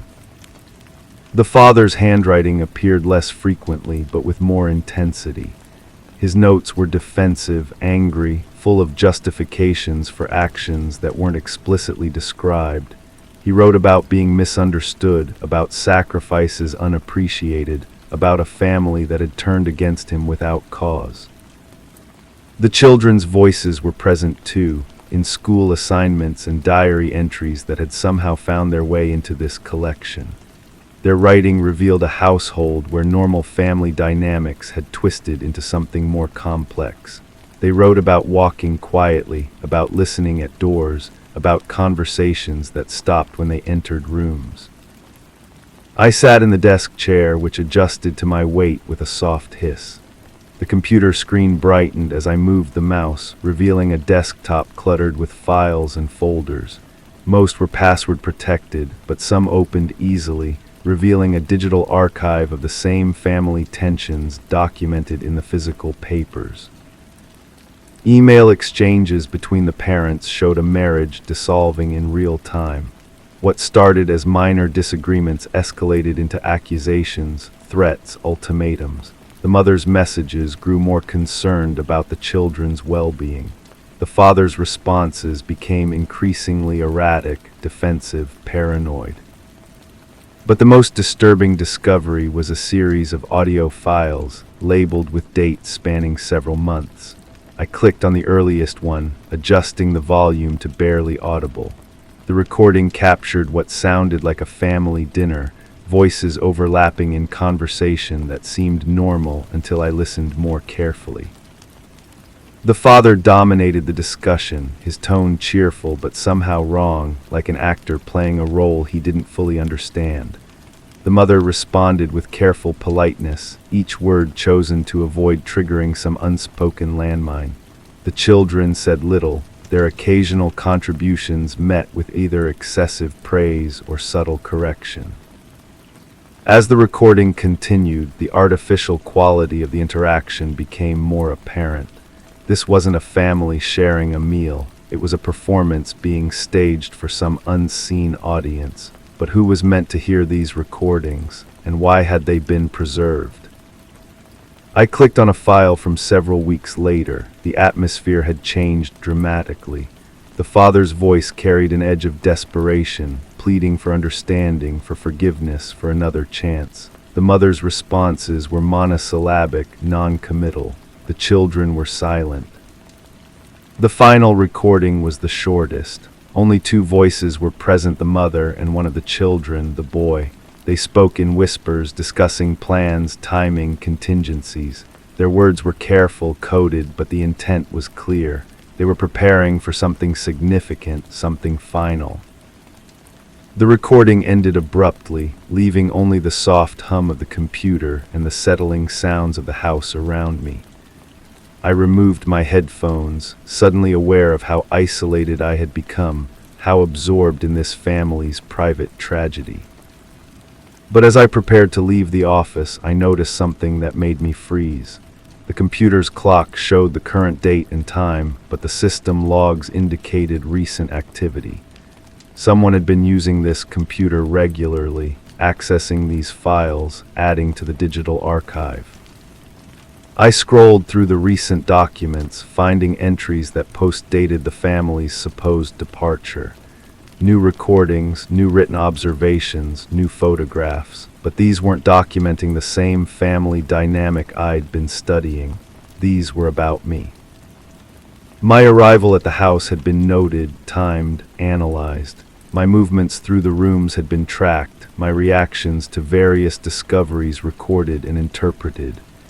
Someone had been watching me explore this space, documenting my responses as carefully as the family had once documented each other. I stood slowly, the chair rolling back with a soft squeak. The house no longer felt empty. It felt occupied, inhabited by someone who understood the art of remaining unseen while seeing everything. My footsteps on the stairs sounded different now, more cautious, more aware of the potential for observation. Each creak of the floorboard seemed amplified, each shadow more significant. I was no longer exploring an abandoned house. I was moving through someone else's carefully constructed stage. In the living room, I noticed details that had escaped my attention before. A slight depression in one of the armchairs, as if recently occupied. A book lying open to a specific page, its text highlighting the psychology of family dysfunction. A glass on the side table that hadn't been there during my initial survey. The photographs on the mantelpiece seemed different too, though I couldn't identify exactly what had changed. Perhaps it was the lighting, or perhaps someone had adjusted their positions slightly. But the family members seemed to be looking in new directions, their gazes following my movement through the room. I approached the kitchen with growing unease. The coffee mug I had examined earlier was gone, replaced by a clean cup sitting beside a steaming pot of fresh coffee. A note lay beside it, written in the careful script I recognized from the upstairs office. "Please join me. We have much to discuss." The back door stood slightly open, revealing a garden that stretched into gathering dusk. A figure sat at a small table on the patio, silhouetted against the fading light. Female, slight, patient. She didn't turn when I appeared in the doorway, but her posture suggested awareness of my presence. I stepped outside, the cool air carrying scents of earth and growing things. The woman at the table was older than the mother in the photographs, but the resemblance was unmistakable. Time and experience had carved new lines in her face, but her eyes held the same hollow quality I'd noticed in the pictures. She gestured to the chair across from her, and I sat without speaking. Between us, a folder lay closed, thick with documents. She opened it slowly, revealing photographs, reports, legal documents. But these weren't about the family I'd been studying. They were about me. My background, my history, my reasons for being in this house, all documented with the same meticulous care I'd seen applied to domestic surveillance. She had researched me as thoroughly as I had explored her former home, perhaps more thoroughly. When she finally spoke, her voice was quiet, measured, unsurprised by my presence. She explained that she had been expecting me, that my arrival was part of a pattern she had learned to recognize. People came to the house, drawn by curiosity or professional obligation or simple chance. They explored, they discovered, they began to understand. But understanding, she suggested, was more complex than it appeared. The story told by the evidence was true but incomplete. Yes, there had been a family. Yes, there had been conflict, escalation, resolution. But the resolution hadn't been what the carefully arranged clues suggested. She had learned to watch, to wait, to document, not just her own family's dysfunction, but the responses of those who came afterward. Each visitor revealed something about themselves through their reactions to the staged domestic tragedy, their assumptions, their biases, their willingness to believe certain narratives over others. I was, she explained, the latest in a series of observers being observed. My exploration of the house had been as carefully choreographed as any theatrical performance. Every discovery I'd made had been intentionally placed. Every conclusion I'd drawn had been subtly guided. But why? What was the purpose of this elaborate deception? She smiled then, the expression neither warm nor cold, but something more complex. She was studying human nature, she said. Specifically, she was studying how people constructed stories from incomplete evidence, how they imposed meaning on ambiguous situations, how they projected their own fears and desires onto other people's tragedies. The house had become her laboratory, and visitors like me were her unwitting subjects. Each person who entered brought their own assumptions about family, about violence, about guilt and innocence. By carefully controlling what they found and in what order, she could observe how different personalities built different narratives from identical evidence. Some visitors concluded that the father had been abusive, that the family had finally escaped or fought back. Others decided the mother had been manipulative, turning the children against their father for her own purposes. Still others saw a more complex dynamic where everyone was both victim and perpetrator. But the truth, she suggested, was simpler and more disturbing than any of these interpretations. There had been no dramatic confrontation, no escape, no violence.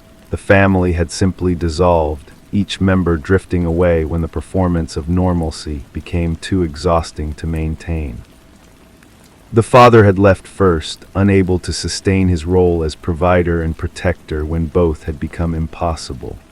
The children had followed, choosing other relatives, other arrangements, other definitions of family. She had remained, not from attachment to the house, but from fascination with what it had become. The domestic tragedy that visitors reconstructed from the evidence was entirely fictional, assembled from fragments of real pain, but arranged to tell a story that had never actually occurred.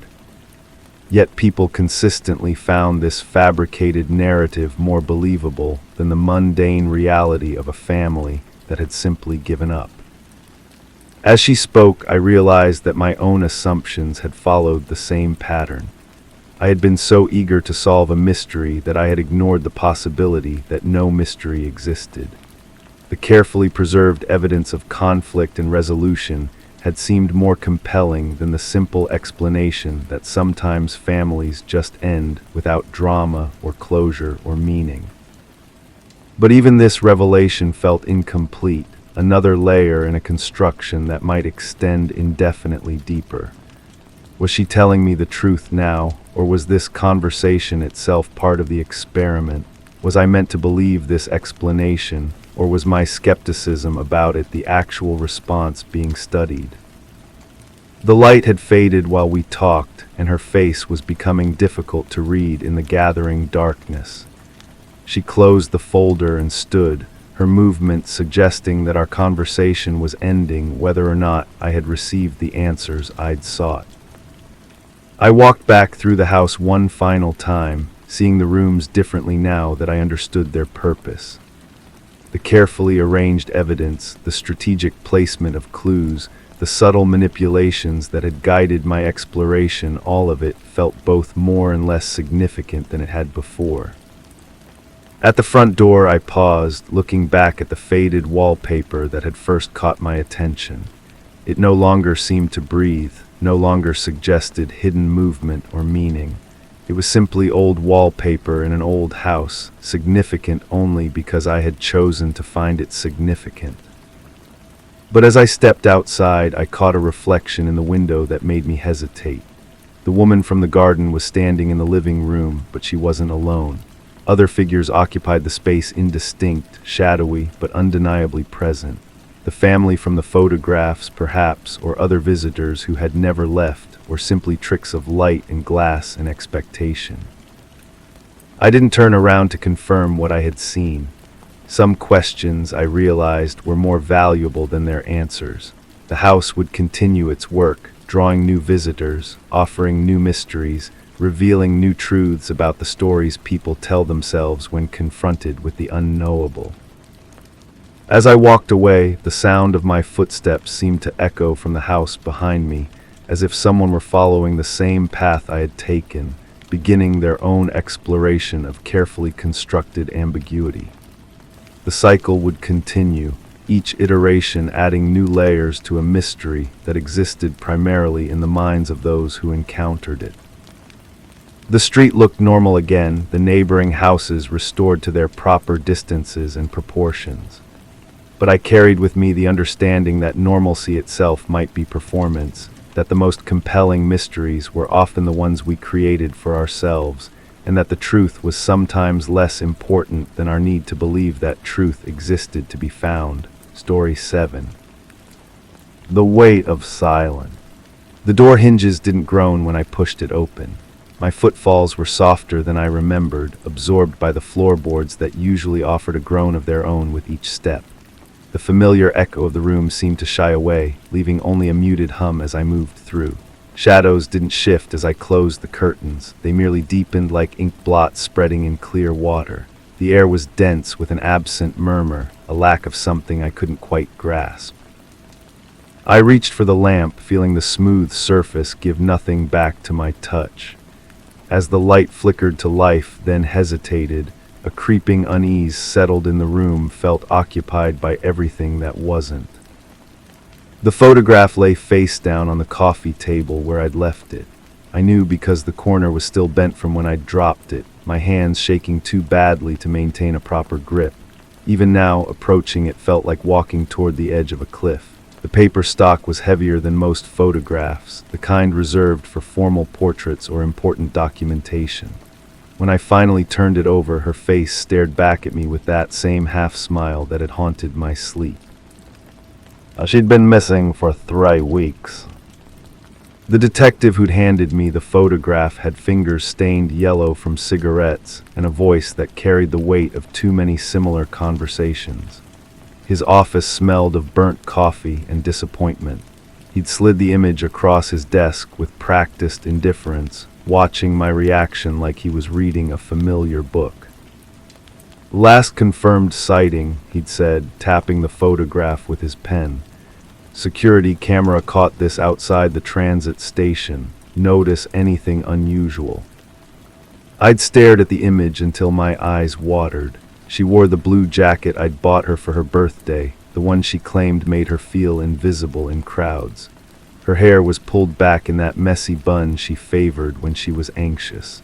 But something about her posture seemed wrong, like she was leaning away from something just outside the camera's frame. She looked scared, I'd whispered. The detective had made a non-committal sound and retrieved the photograph. Fear's subjective, could be wind, could be late for something, could be nothing at all. But I knew her face better than my own reflection. The slight downturn at the corners of her mouth, the way her shoulders hunched forward when she felt threatened. She was afraid, and somehow that made everything worse. The investigation had stalled almost immediately. No witnesses came forward despite the appeals. Her phone had gone dead the same evening she disappeared, its last ping registering near the industrial district where abandoned warehouses squatted like sleeping giants. The police had searched the area twice, finding nothing but rusted machinery and the lingering scent of motor oil.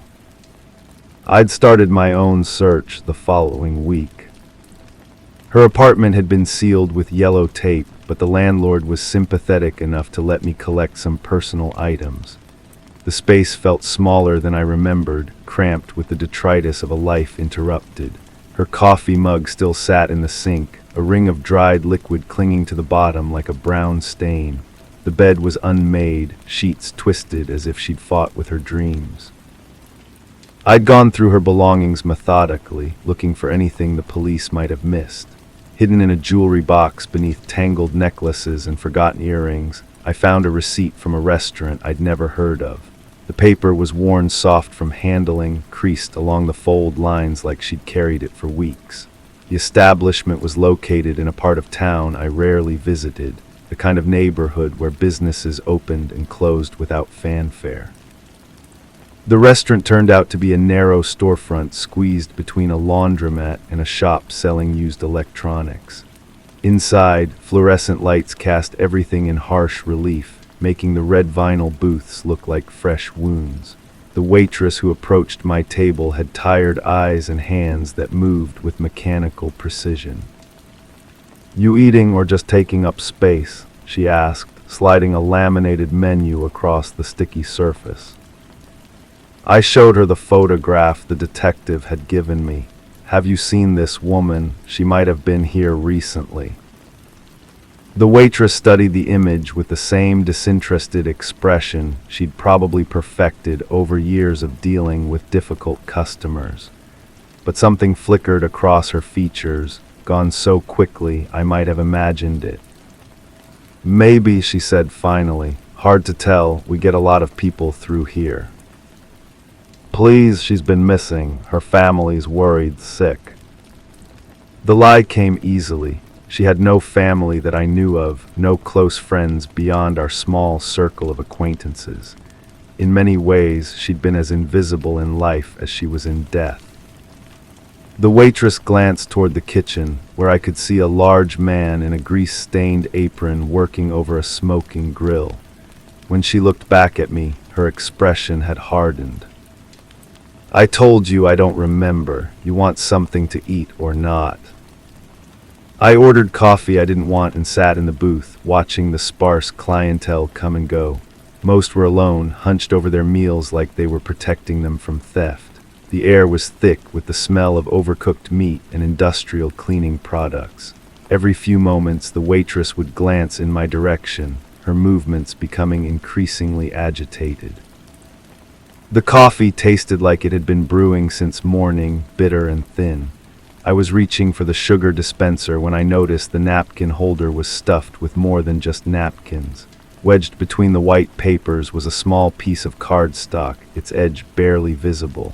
I worked it free with careful fingers, my heart hammering against my ribs. It was a business card for a private investigator. The name was printed in simple black letters, along with a phone number and an address across town. On the back, someone had written a single word in blue ink: help. The handwriting looked familiar, though I couldn't place it immediately. The letters were formed with the same careful precision she'd used when writing grocery lists or birthday cards, but the ink had smudged slightly, as if her hand had been shaking. I pocketed the card and left money on the table, avoiding eye contact with the waitress as I made my way to the door. Outside, the afternoon light seemed too bright after the restaurant's dim interior. I stood on the sidewalk for several moments, feeling like I was being watched from the windows above. The private investigator's office was located on the third floor of a building that had seen better decades. The elevator wheezed and complained during the ascent, finally depositing me in a hallway that smelled of old carpet and forgotten dreams. The door marked with the investigator's name was slightly ajar, revealing a slice of cluttered interior. I knocked and waited, listening to the sound of papers being shuffled. A voice called for me to enter, rough and gravelly like it had been seasoned with whiskey and cigarettes. The investigator was younger than I'd expected, maybe 40, with prematurely gray hair and eyes that seemed to catalog every detail of my appearance. His desk was buried under manila folders and coffee-stained reports, the organized chaos of someone who knew exactly where everything was despite appearances. "You're here about the missing woman," he said before I could speak. It wasn't a question. I settled into the chair across from his desk, noting how it sagged under my weight. "How did you know?" "She hired me 2 weeks before she disappeared. Paid cash, which should have been my first warning sign. Cash clients usually have complicated problems." He opened one of the folders and withdrew a photograph identical to the one the police had shown me. But this copy had been marked with red ink, arrows pointing to details I'd missed. The shadows behind her seemed darker, more defined. In the corner of the frame, barely visible, was the edge of what might have been another person. "She thought someone was following her," the investigator continued. "Had been for weeks, maybe longer. Said she'd see the same face in crowds, the same car parked outside her building. Classic paranoia symptoms, except she had photographs." He slid another folder across the desk. Inside were dozens of images, all taken from a distance with what looked like a telephoto lens. They showed her going about her daily routine, leaving her apartment, shopping for groceries, meeting friends for coffee. In each photograph, somewhere in the background, was a figure that seemed to be watching. The stalker was always partially obscured, hidden behind newspapers or turned away from the camera. But there was something deliberate about their positioning, like they knew they were being photographed and were playing a game of hide and seek. "Did you find out who it was?" I asked, though part of me wasn't sure I wanted to know the answer. The investigator's expression darkened. "That's where things get interesting. I ran the photos through facial recognition software, cross-referenced with known offenders, even checked social media profiles. Nothing. It's like this person doesn't exist in any official capacity." He leaned back in his chair, which protested with a sharp squeak. "But here's the really strange part. I started following her myself, trying to document the stalking behavior. Only problem was I never saw anyone following her. Not once. It was like they knew exactly when I'd be watching." A chill ran down my spine despite the office's stifling heat. "What are you saying?" "I'm saying either this person was a professional or your friend was seeing things that weren't there. Paranoid delusions can be incredibly convincing, especially when someone's under stress." I thought about the last conversation I'd had with her, how she'd seemed jumpy and distracted. She'd kept glancing over her shoulder, claiming she'd heard footsteps behind us even though the street was empty. At the time, I'd attributed it to work stress or lack of sleep. "There's something else," the investigator said, pulling out another photograph. This one showed her sitting in what looked like a parked car, talking to someone outside the frame. The image was grainy, taken from a significant distance, but her body language suggested she was arguing with whoever she was speaking to. "When was this taken?" "The night before she disappeared.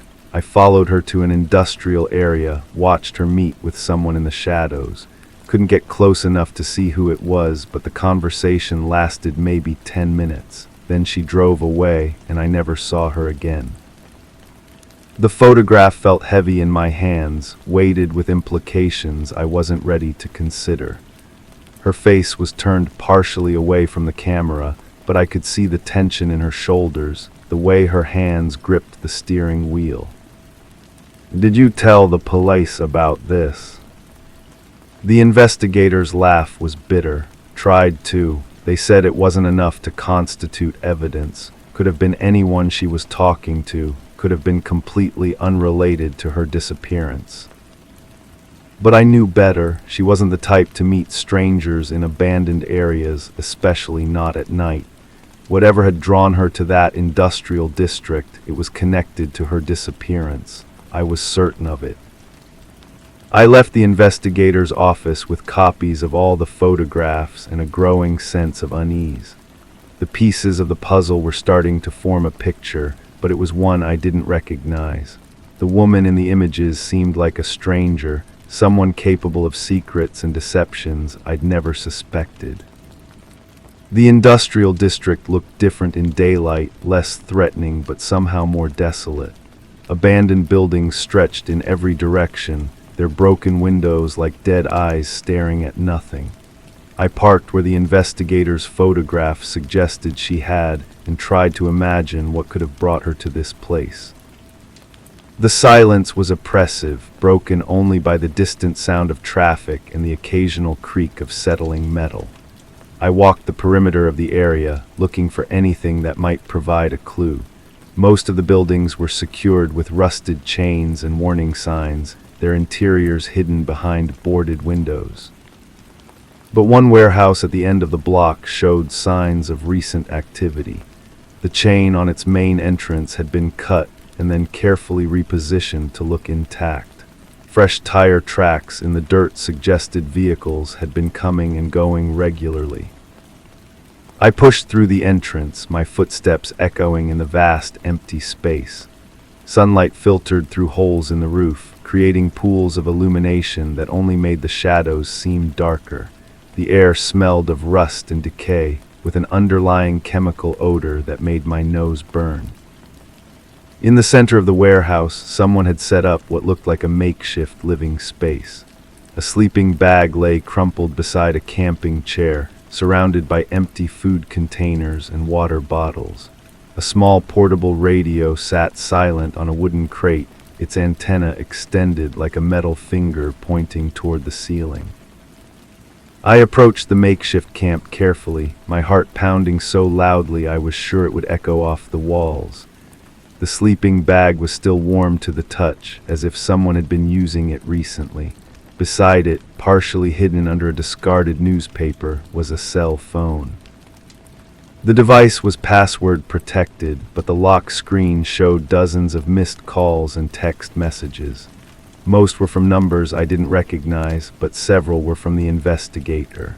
The timestamps showed they'd been coming in regularly over the past week, long after she'd supposedly disappeared. My hands shook as I tried to process what I was seeing. If her phone was here, if someone had been living in this warehouse, then everything the police had told me was wrong. She hadn't simply vanished without a trace. Someone had been keeping her here, or she'd been hiding here herself. The sound of footsteps outside the warehouse made me freeze. They were slow and deliberate, like someone trying not to make noise. I quickly pocketed the phone and looked for another exit, but the main entrance was the only way out that wasn't blocked by debris or locked from the outside. The footsteps stopped just outside the entrance. I could hear breathing, slow and measured, like someone listening for sounds from within. My own breath caught in my throat as I tried to remain perfectly still, hidden behind a stack of rotting wooden pallets. "I know you're in there," a voice called out. It was female, familiar in a way that made my blood run cold. "We need to talk." The voice belonged to her. She stepped into the warehouse slowly, her silhouette backlit by the afternoon sun. But something was wrong with her appearance, like she'd been living rough for weeks. Her clothes were dirty and ill-fitting, her hair shorter than I remembered. When she moved closer, I could see that her face was thinner, marked by shadows that hadn't been there before. "You shouldn't have come here," she said, though she was looking directly at my hiding spot. "It's not safe." I stood up slowly, my legs unsteady beneath me. "Everyone thinks you're dead. The police, your landlord, everyone. Where have you been?" Her smile was sad and distant, hiding, trying to figure out who I can trust. "Trust? What are you talking about? I've been looking for you for weeks. I was worried sick." She moved closer, and I could see that her eyes held a wariness that hadn't been there before. "That's the problem. You weren't the only one looking for me." The photographs from the investigator's office suddenly made sense. The stalker in the background of every image, always watching, always present. It hadn't been a stranger following her, it had been me. "You hired the investigator to document my behavior," I said, the words feeling strange in my mouth.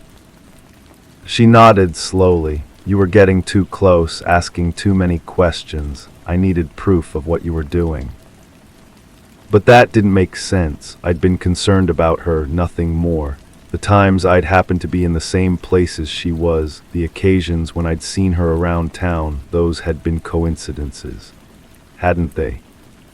"I don't understand," I said, though part of me was beginning to. "The gifts you left outside my apartment, the messages you'd slip under my door, the way you'd show up wherever I went, always with some excuse about why you were there." Her voice was patient, like she was explaining something to a child. At first I thought it was sweet, then it became frightening. The memories came flooding back, but they looked different now, viewed through the lens of her fear. The surprise visits I'd convinced myself were welcome. The way I'd memorized her schedule so I could arrange chance encounters. The gifts I'd left anonymously, thinking they would make her happy.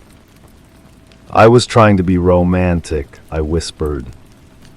"You were stalking me." The word hung between us like a physical presence. I wanted to deny it, to explain that my intentions had been pure, but the evidence was overwhelming. The investigator's photographs told a story I hadn't wanted to see, documenting a pattern of behavior that looked very different from the outside. "So you disappeared," I said. "Let everyone think something terrible had happened to you." "I tried to get a restraining order first, but you were careful, never quite crossing the legal line, always plausible deniability." She moved to the sleeping bag and began rolling it up with practiced efficiency. Disappearing seemed like the only way to make you stop. "But I would have stopped if you just asked me to." Her laugh was hollow. "I did ask, multiple times. You just didn't hear it because you didn't want to." I tried to remember those conversations, but they were hazy, filtered through my own desperate need to be close to her. Had she really asked me to leave her alone? Had I ignored her requests because they didn't fit with my romantic fantasy? "The police are still looking for you," I said. "There's an active missing person case." "I know. I've been trying to figure out how to resurface without making things worse." She finished packing her few belongings and shouldered the small backpack. "But then you found this place, and I realized it was time to end this properly." "End what?" "This obsession of yours, this delusion that we have some kind of relationship beyond your imagination." The words hit like physical blows. I'd built an entire narrative around our connection, convinced myself that she felt the same way I did. But looking at her now, seeing the fear and exhaustion in her eyes, I realized how wrong I'd been. "I never meant to hurt you," I said. "Intent doesn't matter, impact does." She moved toward the entrance, keeping her distance from me. "I'm going to call the police and tell them I'm safe. I'm going to explain that I left voluntarily to get away from someone who was harassing me." "Will you tell them it was me?" She paused at the threshold, silhouetted against the fading daylight. "That depends on what you do next." "What do you mean?" "I mean this is your chance to walk away, to get help, to recognize that what you've been doing isn't love, it's possession." I wanted to argue, to explain that she was wrong about my feelings, but the words wouldn't come. The evidence was too overwhelming, the pattern too clear. I had been stalking her, convincing myself it was romance while she lived in fear. "If I leave you alone," I said finally, "will you be safe?" "Safer than I've been in months."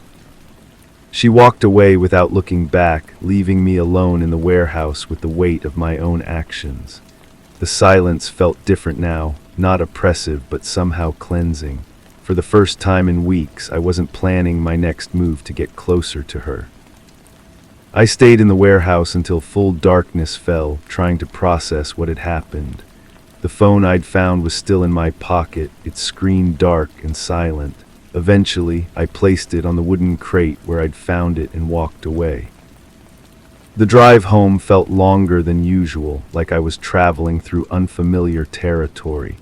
The streets looked the same, but my perspective had shifted so dramatically that everything seemed foreign. I kept thinking about the investigators' photographs, how they documented a story I hadn't recognized as my own. When I finally reached my apartment, the familiar space felt contaminated by my new understanding. The photographs of her I'd kept on my desk, the gifts I'd bought but never given, the detailed notes about her schedule I'd justified as caring attention. All of it looked different now, evidence of an obsession that had consumed my life without me realizing it. I gathered everything related to her and put it in a box, sealing it with tape like I was preparing evidence for trial. Maybe I was. The next morning, I called the detective who'd been handling her case. His voice was gruff with sleep and irritation when he answered. "She's been found," I told him. "She's safe." "Found where? By who?" "She contacted me, said she'd been staying with friends, needed some space to think. She's going to call you directly to close the case." It wasn't exactly the truth, but it was close enough. The detective made non-committal sounds and promised to wait for her call. I could hear him making notes, probably wondering why missing persons cases always seemed to resolve themselves in the most anticlimactic ways possible. I never saw her again after that day in the warehouse. According to mutual acquaintances, she moved across the country shortly after reappearing, took a job with a company that specialized in helping people disappear from abusive situations. The irony wasn't lost on me. The investigator closed her file and returned the unused portion of her retainer to a post office box she'd rented under an assumed name. He never asked me how I'd known to look for her in the industrial district, and I never volunteered the information. Sometimes I wonder if she really was in danger from someone else, if my stalking had masked a more serious threat.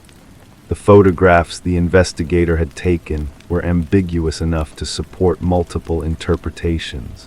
Maybe there had been someone else watching her, someone who'd taken advantage of the chaos I'd created in her life. But those thoughts feel like another form of obsession, another way of inserting myself into her story when she's made it clear I don't belong there. The healthiest thing I can do is accept that I may never know the complete truth, that some questions don't have satisfying answers. I started seeing a therapist shortly after she disappeared from my life the second time. The sessions are uncomfortable, forcing me to examine behaviors I'd rationalized for so long they felt normal. We talk about boundaries and consent, about the difference between love and possession. The work is slow and sometimes painful, like learning to see the world through different eyes. But gradually, I'm beginning to understand how my actions must have felt from her perspective, the fear she must have experienced every time she saw me unexpectedly, the way my presence had turned her own neighborhood into a place where she couldn't feel safe. Recovery isn't linear, and there are days when I catch myself planning elaborate scenarios for running into her accidentally. But now I recognize those thoughts for what they are and redirect my attention elsewhere. It's a skill that requires constant practice, like learning to speak a new language. The box of her photographs and gifts remains sealed in my closet, a reminder of how easily good intentions can become harmful obsessions. Sometimes I consider throwing it away, but something holds me back. Maybe it's important to keep the evidence of what I was capable of, a tangible reminder of how far I'd fallen without realizing it. The case was officially closed after she called the police and confirmed she was safe. No charges were filed, no restraining orders issued. On paper, it looks like a simple misunderstanding, a woman who needed space and a friend who was worried about her safety. But I know the truth is more complicated than that. I know that somewhere across the country, She's probably still looking over her shoulder sometimes, wondering if the person who disrupted her life so completely has really learned to leave her alone. And honestly, I'm not entirely sure I have. The urge to search for her online, to find out where she's living now and what she's doing, surfaces regularly. Social media makes it so easy to keep tabs on people who have asked to be left alone. A few clicks and I could probably find recent photographs, learn about her new job, maybe even discover if she's dating someone. But that's exactly the kind of thinking that got me into trouble before. The belief that my curiosity about her life was somehow justified, that caring about someone gave me the right to invade their privacy. So I close the laptop and find something else to do with my hands and my mind. I go for walks in parts of town where I'm unlikely to see anyone who reminds me of her. I volunteer at organizations that help stalking victims, trying to balance the scales in some small way. The work is humbling and educational. I listen to stories from people who have experienced what I put her through, and I begin to understand the long-term impact of stalking behavior. The way it changes how victims move through the world, making them hyper-vigilant and suspicious of kindness. One woman tells me about a former coworker who used to leave flowers on her car windshield every morning. He thought he was being romantic, she says. But every day I'd walk out to my car and see those flowers, and I'd know he'd been watching my schedule, knew exactly when I left for work. It felt like a threat disguised as a gift. Her words hit me like a physical blow because I remember leaving similar gifts, convinced they would brighten her day. I'd never considered how it would feel to discover that someone had been monitoring your routine closely enough to time their gestures perfectly. Another victim describes the exhaustion of constantly checking for familiar faces in crowds, of changing her route to work multiple times and still seeing the same person behind her. It wasn't just that he was following me, she explains. It was that he was stealing my ability to move freely through my own life. These conversations forced me to confront the full scope of what I'd done. It wasn't just about the fear I'd caused her, though that was significant enough.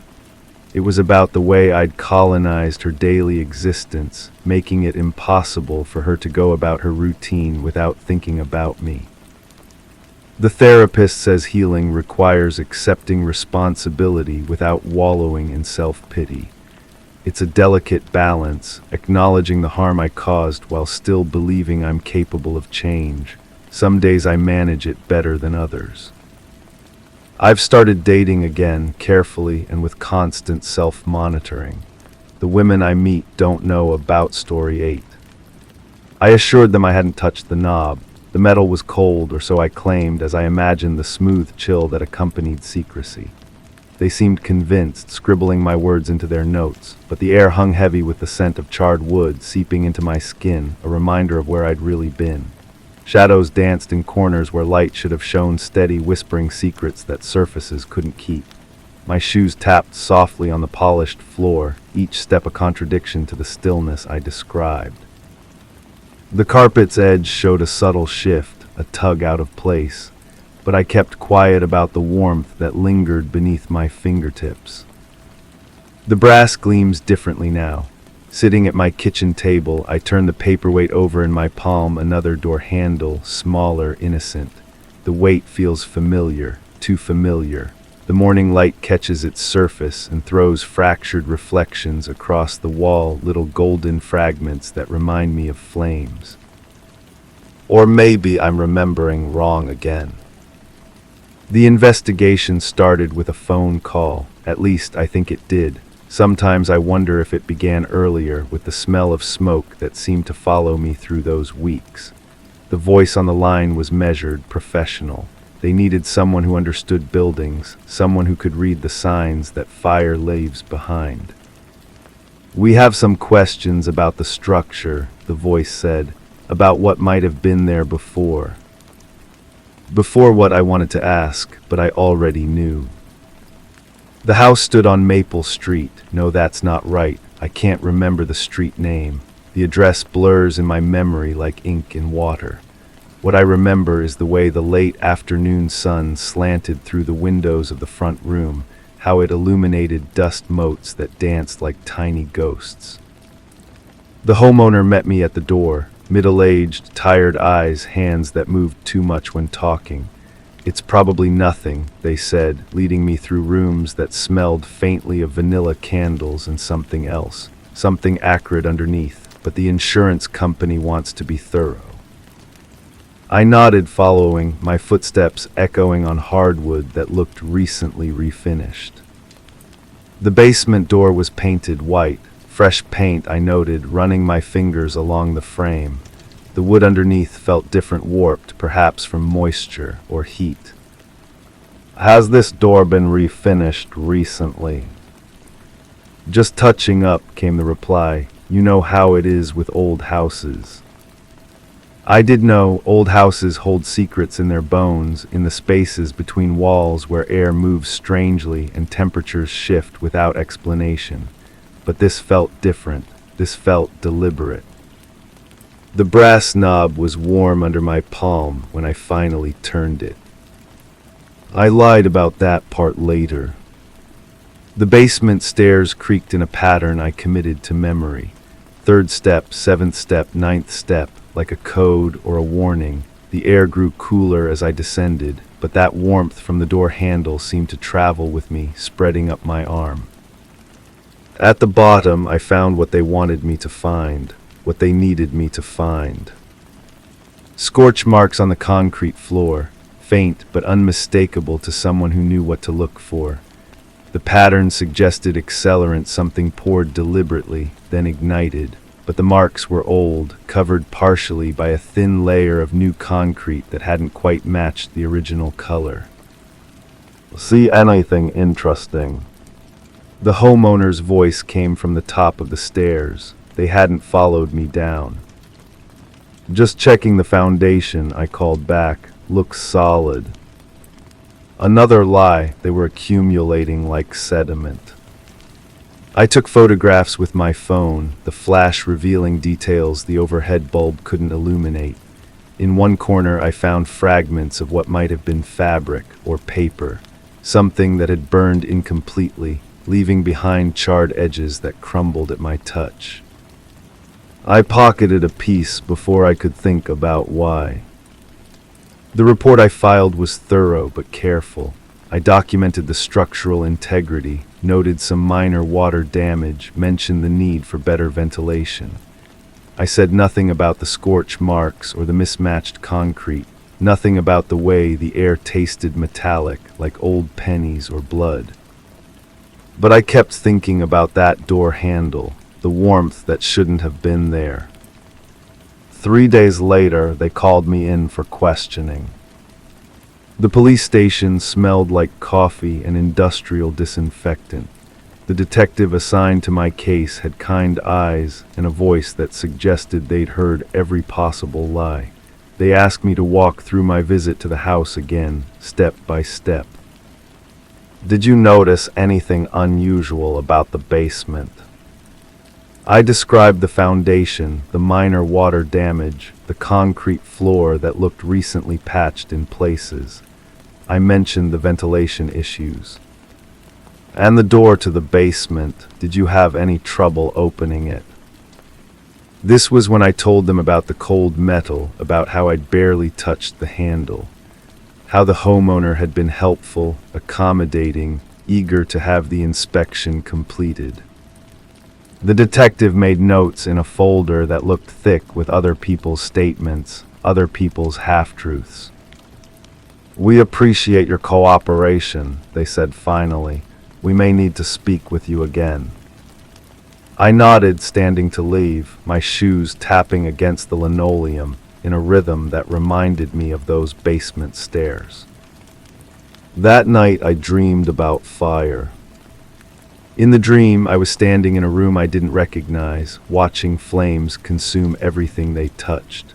The fire moved with purpose, following paths that seemed predetermined, avoiding certain objects while devouring others completely. The heat was intense but not uncomfortable, like standing too close to a campfire on a cold night.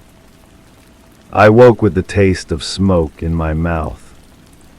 The fragment I'd taken from the basement sat on my nightstand, wrapped in tissue paper. In the morning light, it looked less significant, just a piece of charred material that might have been anything. An old rag, maybe, or part of a book. I held it up to the window, trying to make out any remaining text or pattern. The edges were too damaged, the surface too blackened, but something about its texture felt familiar, like fabric I'd touched before. The second call came a week later. "We need you to come in again," the detective said. "Some new information has come to light." This time the questions were more specific. Had I ever met the homeowner before my inspection? Had anyone contacted me prior to the official request? Did I have any personal connection to the property? I answered honestly, or as honestly as I could manage. No, no, and no. "What about this?" The detective slid a photograph across the table. It showed the basement floor, but from a different angle than my own pictures. In this image, the scorch marks were more visible, outlined with small evidence markers. "I didn't see those," I said, which was true in the most technical sense. "You're trained to identify fire damage. These marks would have been obvious to someone with your expertise." I studied the photograph more carefully, noting details I'd missed or chosen not to see. The burn pattern was more extensive than I'd realized, suggesting a fire that had burned hot and fast before being extinguished. "Maybe the lighting was different when I was there," I offered. "The overhead bulb wasn't very bright." The detective made another note. Their pen scratched against the paper with a sound like dry leaves. "The homeowner has given us a different account of your visit. They say you spent considerable time in the basement. They say you seemed very interested in that particular corner where the most damage occurred." My throat felt dry. I was being thorough. That's what you want in an inspection. "They also mentioned that you took something, a sample of some kind." The tissue-wrapped fragment seemed to burn in my jacket pocket. I sometimes collect samples of building materials for analysis. It's standard practice. "We'd like to see those samples." I promised to bring them the next day, knowing I would need to decide what story the evidence would tell. That evening, I unwrapped the fragment again and placed it under my desk lamp. The harsh light revealed details I hadn't noticed before, faint lines that might have been text, a corner that suggested the original shape had been rectangular. A photograph, perhaps, or a document. I tried to imagine what might have been important enough to burn, valuable enough to hide the evidence so carefully. Financial records, letters, something that connected the homeowner to events they preferred to forget. Or maybe I was constructing mysteries where none existed, seeing patterns in randomness because that's what investigators do. We find meaning in coincidence, significance in the mundane. The fragment crumbled further as I examined it, leaving black dust on my fingers that wouldn't wash away completely. I brought the sample to the police station the next morning, along with several others I'd collected from various job sites. The detective accepted them without comment, sealing each in its own evidence bag with methodical precision. "We may need you to testify," they said as I prepared to leave. "Testify to what?" "That depends on what our lab finds in these samples." I walked home through streets that seemed narrower than usual, past houses that watched me with dark windows. The morning air carried the scent of wood smoke from someone's fireplace, and I found myself breathing shallowly to avoid taking it too deeply into my lungs. The call never came. Weeks passed without word from the detective or anyone else connected to the case. I drove past the house on Maple Street, or whatever street it was, several times, but it looked ordinary, peaceful.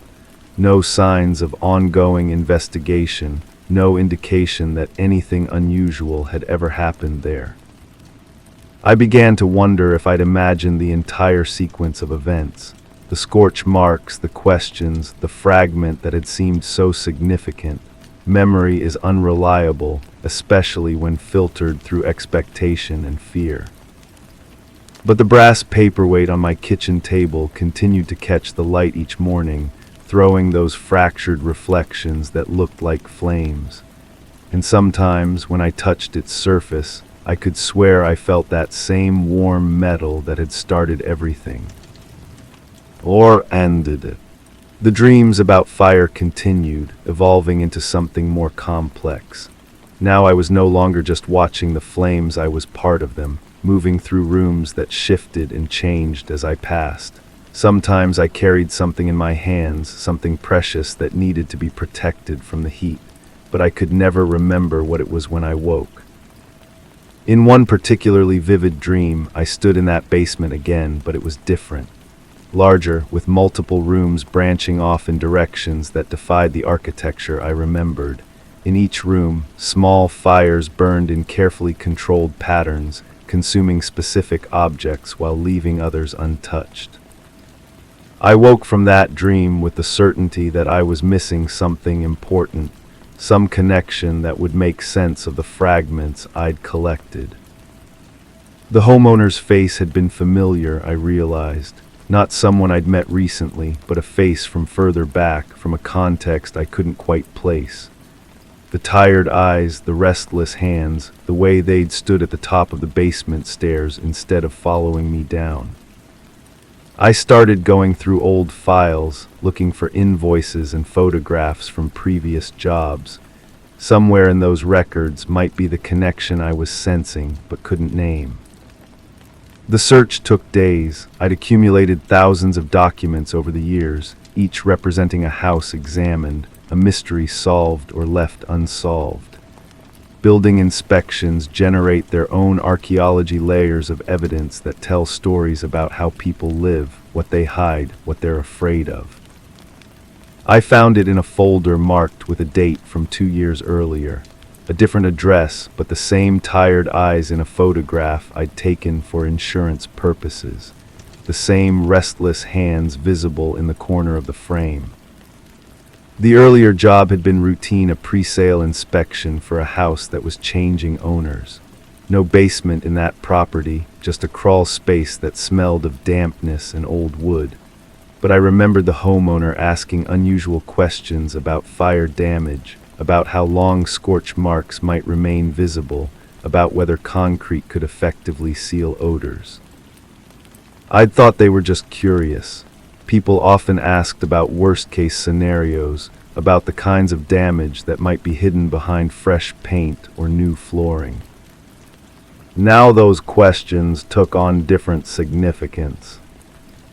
I called the detective's number, but it had been disconnected. The police station transferred me to 3 different departments before someone finally located a record of the case I was trying to reference. That investigation was closed, the voice on the phone informed me. No charges were filed. What about the evidence, the samples that were collected? I can't discuss details of closed cases with civilians. The line went dead, leaving me with more questions than answers. But I kept the brass paperweight on my kitchen table, and I kept thinking about door handles that should have been cold but weren't, about basements that held secrets in their concrete floors, about fragments that crumbled to dust when exposed to too much light. Sometimes I drive past houses and wonder what stories their basements might tell, what evidence might be sealed beneath fresh concrete or hidden behind newly painted doors. The scent of wood smoke still makes me pause, still triggers memories of that afternoon when I descended creaking stairs and found something I was never supposed to see. The truth, I've learned, is rarely as solid as concrete or as bright as flames. It exists in the spaces between what we observe and what we report, between what we remember and what we're willing to admit. I assured them I hadn't touched the knob, but the warmth beneath my fingertips tells a different story. One that continues to burn quietly in the space where certainty used to live. The paperweight catches the morning light, throwing fragments of gold across my kitchen wall. Each reflection is slightly different, slightly distorted, like memories that shift each time we examine them. I turn it over in my palm and feel the weight of all the doors I've opened, all the secrets I've discovered and forgotten and discovered again. The metal is always warm, story 9. The door didn't resist my push, it swung open without a sound. My feet shuffled over the threshold, the floor beneath offering no familiar creak, only a muted thud as if absorbing my steps. The coat rack seemed to lean away slightly, avoiding my grasp, its hooks bare and strangely vacant. As I moved deeper into the room, the air felt heavier, but not with warmth. It was a pressure that hung around me, thick and expectant. I reached for the light switch, paused, and withdrew my hand. The room waited patiently, as if expecting something of me that I couldn't give. The nausea starts there, I think, or maybe it started before. Maybe it started the moment I decided to come back, or the moment I realized I had never really left. My stomach churns with something that isn't hunger but feels like its opposite, a fullness that makes me want to empty everything inside me. The sensation crawls up my throat, metallic and bitter, like swallowing pennies. I remember the weight of keys in my pocket, heavy though they shouldn't be, 3 keys on a ring that used to belong to someone else. The metal was warm when I first touched it, as if it had been held in someone's palm for too long. Now it feels cold against my leg, pressing through the fabric like an accusation. The wallpaper has changed, or maybe I'm remembering it wrong. It used to be blue, didn't it? Small flowers scattered across a pale background like bruises fading. Now it looks gray, or maybe that's just the light that I haven't turned on, the light that I'm afraid to turn on because some things are better left in shadow. My hands are shaking. They've been shaking for days or maybe weeks. Time moves differently now, like honey poured from a great height. I watch my fingers tremble and think about other hands, smaller hands, hands that used to gesture when they talked, quick movements that painted pictures in the air. Those hands are still now. The carpet beneath my feet is wrong. It should be hardwood here, scratched and worn from years of footsteps. Instead, there's this thick, burgundy carpet that seems to pull at my shoes with each step. When did they change it? Who changed it? The fibers look fresh, too fresh, as if they're trying to cover something that shouldn't be covered. I think about the phone call, or was it a letter? The words blur together in my memory, but the feeling remains sharp and clear. That moment when everything shifted, when the world tilted just enough to make me question which way was up. Someone had been looking for me, or maybe I had been looking for someone. The distinction feels important, but I can't grasp why. The silence here is too complete. Houses should breathe, should whisper with settling wood and humming appliances. This silence is held breath, is waiting. It presses against my eardrums until I want to scream just to break it. But I don't scream. I never scream anymore. There's a photograph on the mantel that wasn't there before, or maybe it was always there and I simply refused to see it. The frame is silver, tarnished at the edges, and the glass reflects nothing. Not me, not the room, nothing, just black emptiness where a reflection should be. I don't look at what's inside the frame. I can't. My throat feels raw, though I haven't spoken aloud in days. The last words I remember saying feel foreign in my mouth, like speaking a language I once knew but have forgotten. They were important words, words that changed things, words that couldn't be taken back once they escaped into the air. The smell hits me then, subtle but unmistakable. It's not decay, not exactly. It's something sweeter, more cloying, like flowers left too long in water when the stems go soft and the petals begin to brown at the edges. The smell seems to come from everywhere and nowhere, as if the house itself is exhaling it. I remember driving here, though the journey feels like a dream. The road stretched endlessly ahead, broken white lines hypnotic in their rhythm. My hands gripped the steering wheel so tightly that my knuckles went white, then numb. The radio played songs I didn't recognize, voices that seemed to be singing about someone else's life. There was a moment stopped at a traffic light that stayed red too long when I considered turning around, going back to wherever I had come from. But where was that exactly? The apartment with its empty refrigerator and unpaid bills. The office where my desk sits abandoned, papers scattered like fallen leaves. Or somewhere else entirely, somewhere I can't quite remember but feel the absence of like a missing tooth. The light turns green in my memory, and I drive forward because that's what you do. You move forward even when every instinct screams to run in the opposite direction. The furniture in this room is covered with white sheets, ghostly forms that suggest familiarity without revealing truth. I know I should lift those sheets, should confront whatever lies beneath, but my arms feel too heavy. My whole body feels weighted down, as if I'm moving underwater. Under one of the sheets, I glimpse the corner of something red, a cushion, maybe, or fabric. It draws my eye like a wound draws flies, and I find myself staring until my vision blurs. Red like lipstick, red like roses, red like other things I don't want to name.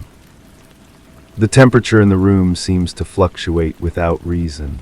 One moment I'm shivering, pulling my jacket tighter around my shoulders. The next, sweat beads on my forehead and my shirt sticks to my back. The house can't decide what it wants to be, or maybe I can't decide what I want to feel.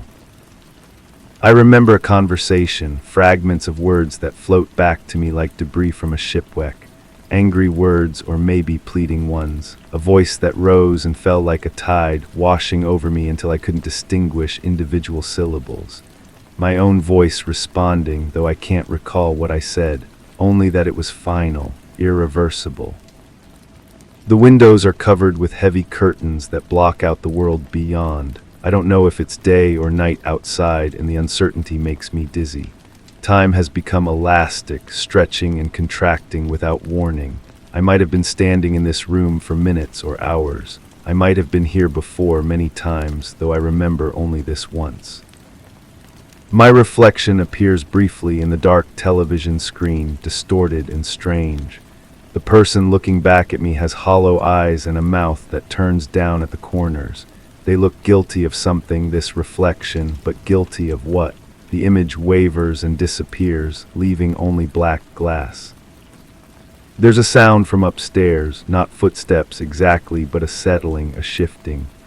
As if something heavy has moved from one position to another. The house is old, I tell myself. Old houses make noises, but this sound is different, purposeful. It makes the hair on my arms stand up. I think about climbing those stairs, but my legs won't cooperate. They feel disconnected from my body, as if they belong to someone else. Someone braver, maybe. Someone with nothing to hide. The keys in my pocket grow heavier. I reach for them and find that one is different from the others. Smaller, silver where the others are brass. I don't remember this key, don't know what it opens. But my fingers close around it instinctively, as if they remember what my mind has forgotten. The nausea returns, stronger now. It rolls through me in waves, each one bringing with it flashes of memory that disappear as quickly as they come. A door closing, a car engine starting, the sound of something heavy being dragged across a floor. I close my eyes and see colors bleeding together like watercolors in rain. Blue becoming gray, becoming red, becoming black. The colors have emotions attached to them, feelings that make no sense but feel absolutely true. Blue is loneliness, gray is regret, red is something I can't name, black is the absence of everything else. When I open my eyes, the room has changed again, or maybe I'm seeing it clearly for the first time. The sheets over the furniture look less like protection and more like concealment. The smell of dying flowers grows stronger. The silence deepens until it has weight and texture. I remember a name, though I'm not supposed to.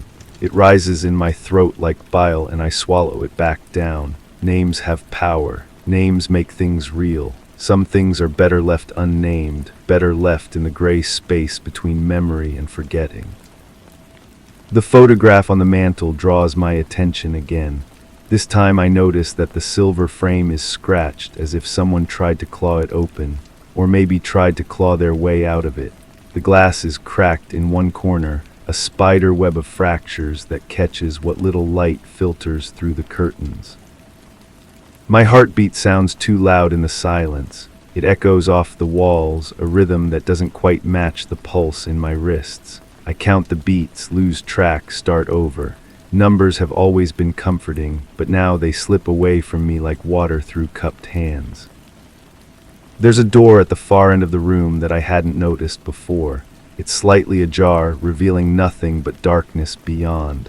The darkness seems to move, to breathe, to watch. I know I should approach it, should push it open and face whatever waits on the other side, but knowledge and action are different things entirely. The small silver key grows warm in my palm. It wants to be used, wants to fulfill its purpose. Keys are simple things with simple jobs. They open what is closed, reveal what is hidden. But some doors are meant to stay locked, some secrets are meant to stay buried. I think about leaving, simply turning around and walking back through that first door, back to the car, back to whatever life I was living before this moment. But leaving requires remembering where you came from, and that knowledge feels as distant as childhood. The sound from upstairs comes again, more insistent now.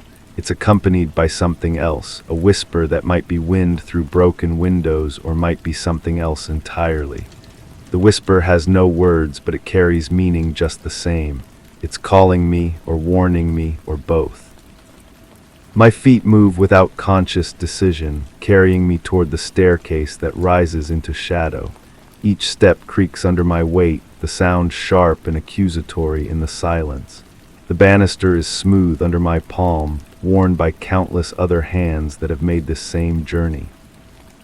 Halfway up, I stop. The nausea is overwhelming now, a physical manifestation of something my mind refuses to acknowledge. I grip the banister tighter and force myself to breathe. In through the nose, out through the mouth. The air tastes stale, recycled, as if it's been trapped in this house for too long. From this vantage point, I can see down into the room I just left. It looks different from above, smaller and somehow more innocent. The covered furniture could be anything. The shadows could be hiding nothing more than dust and abandonment, but perspective is a liar, and distance makes everything seem safer than it is.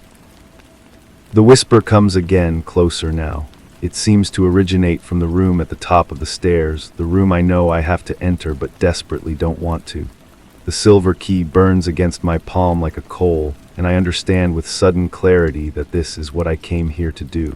This is why I couldn't turn around at that traffic light, couldn't go back to my empty apartment and pretend none of this happened. I climb the remaining stairs like a condemned man walking to execution.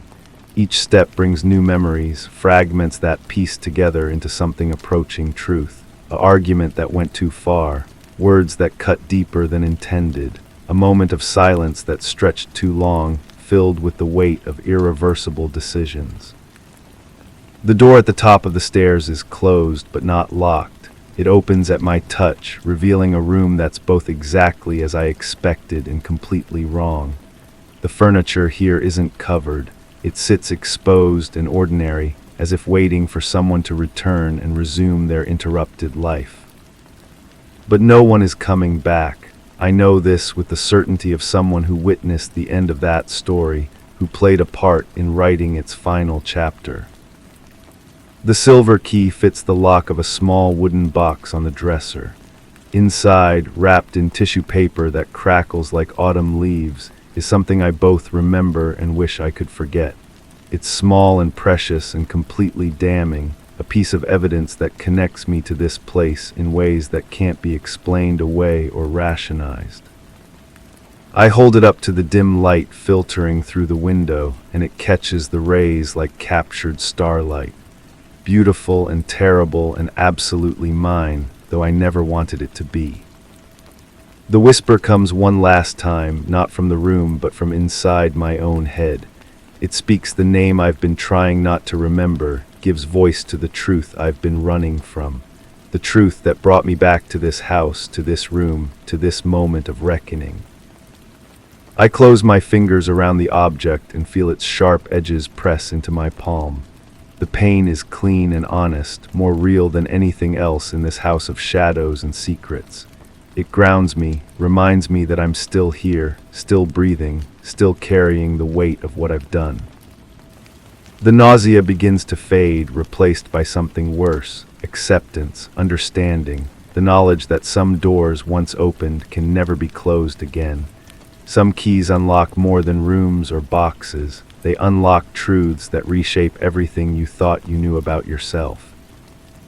I stand in that room, holding my proof and my punishment, and wonder if this is what resolution feels like. Not peace, not closure, but simply the end of running. The acknowledgement that the person who entered this house is not the same person who will eventually leave it. If I leave it at all. The house settles around me, no longer waiting but satisfied. It has what it wanted, has drawn from me the admission I came here to make. The silence is different now, complete but not oppressive. It's the silence of finished business, of stories told to their bitter end. I close the box but keep the key. Some locks are meant to be opened again and again until their secrets lose the power to surprise. Until the truth becomes as familiar as breathing, as constant as heartbeat, as inescapable as the reflection in a dark window. The house knows I know, and somewhere in the space between knowing and accepting lies whatever comes next. Story 10. My hand had just brushed the banister when I felt it. A strange warmth lingered in the chill of the stairwell, unnerving in its isolation. My steps hesitated, the wooden stairs creaking softly beneath my feet. The air was thick, carrying a smell that shouldn't have clung so stubbornly metallic, almost sweet, as if the walls had absorbed some secret story. I paused, catching sight of a glint from the corner, a reflection that blinked with the uncertainty of an unanswered question. The glow faded, but the unease remained. The banister felt familiar beneath my palm. Not the wood itself that was new to me, but the sensation of gripping something solid while everything else dissolved into fragments. I've been in too many stairwells like this one, each promising answers that never quite materialized. The apartment building wasn't remarkable. 3 stories, narrow hallways, the kind of place where neighbors pretend not to hear each other through thin walls. But the 3rd floor held something different. Room 12. The number etched itself into my memory before I understood why it mattered.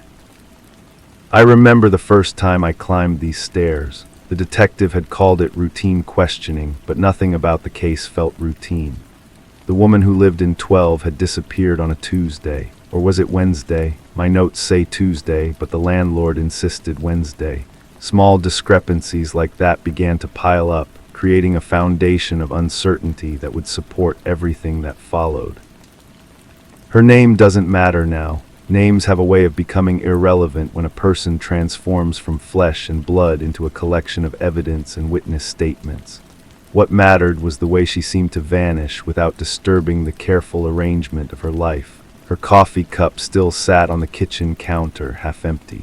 The bed was made with military precision. Her keys hung on the hook by the door. But the mirror in her bedroom was cracked. I found myself returning to that detail repeatedly. Not shattered, just cracked, a single line running diagonally from corner to corner, splitting her reflection into 2 imperfect halves. When I asked the landlord about it, he shrugged, said it was like that when she moved in.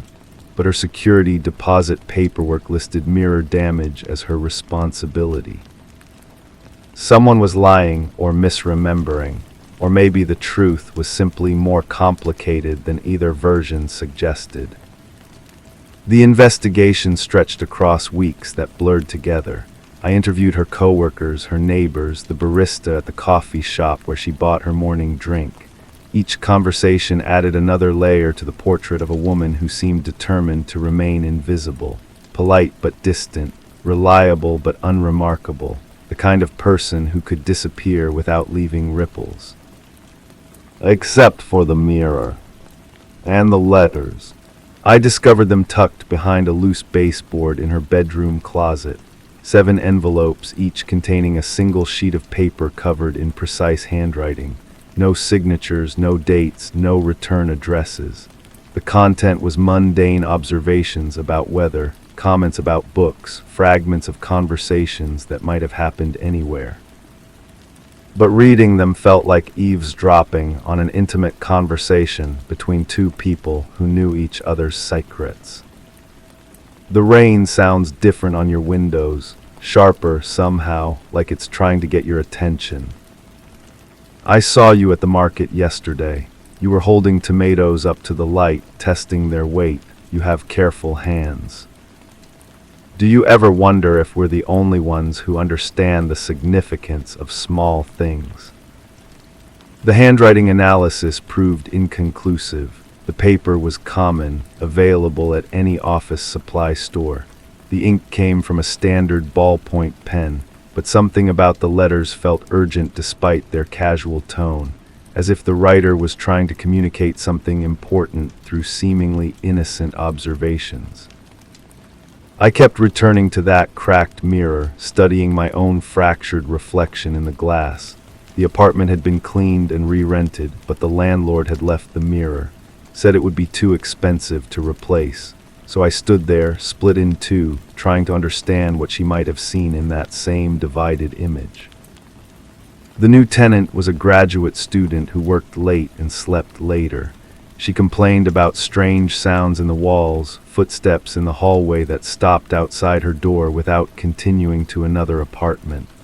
The building's acoustics played tricks, she said, made you hear things that weren't quite there. But when I pressed her for details, her descriptions matched reports from the previous tenant's neighbors. The same soft footsteps, the same pause outside room 12, the same sense of being watched through the peephole. I began spending evenings in the stairwell listening. The building had its own rhythm pipes settling, floorboards expanding and contracting, the distant hum of appliances. But underneath that familiar symphony, something else moved, patient, deliberate, almost like breathing. The breakthrough came from an unexpected source. The postal worker who served the building mentioned seeing the missing woman after her supposed disappearance. She'd been collecting mail from the lobby boxes, he said, looked tired but otherwise normal. When I showed him her photograph, he nodded with certainty. But the date he gave was impossible. 3 days after she'd been reported missing. 2 days after I'd first walked through her empty apartment. I checked the security footage from nearby businesses, looking for any trace of her during those impossible days. The camera angles were wrong, the resolution too poor, the timing too coincidental. But in one frame, captured by the pharmacy across the street, a figure that might have been her stood at the building's entrance, keys in hand. The image was too blurry to be certain. Could have been anyone with similar height and hair color. But something about the posture, the way she held her shoulders, felt familiar from the photographs scattered throughout her apartment.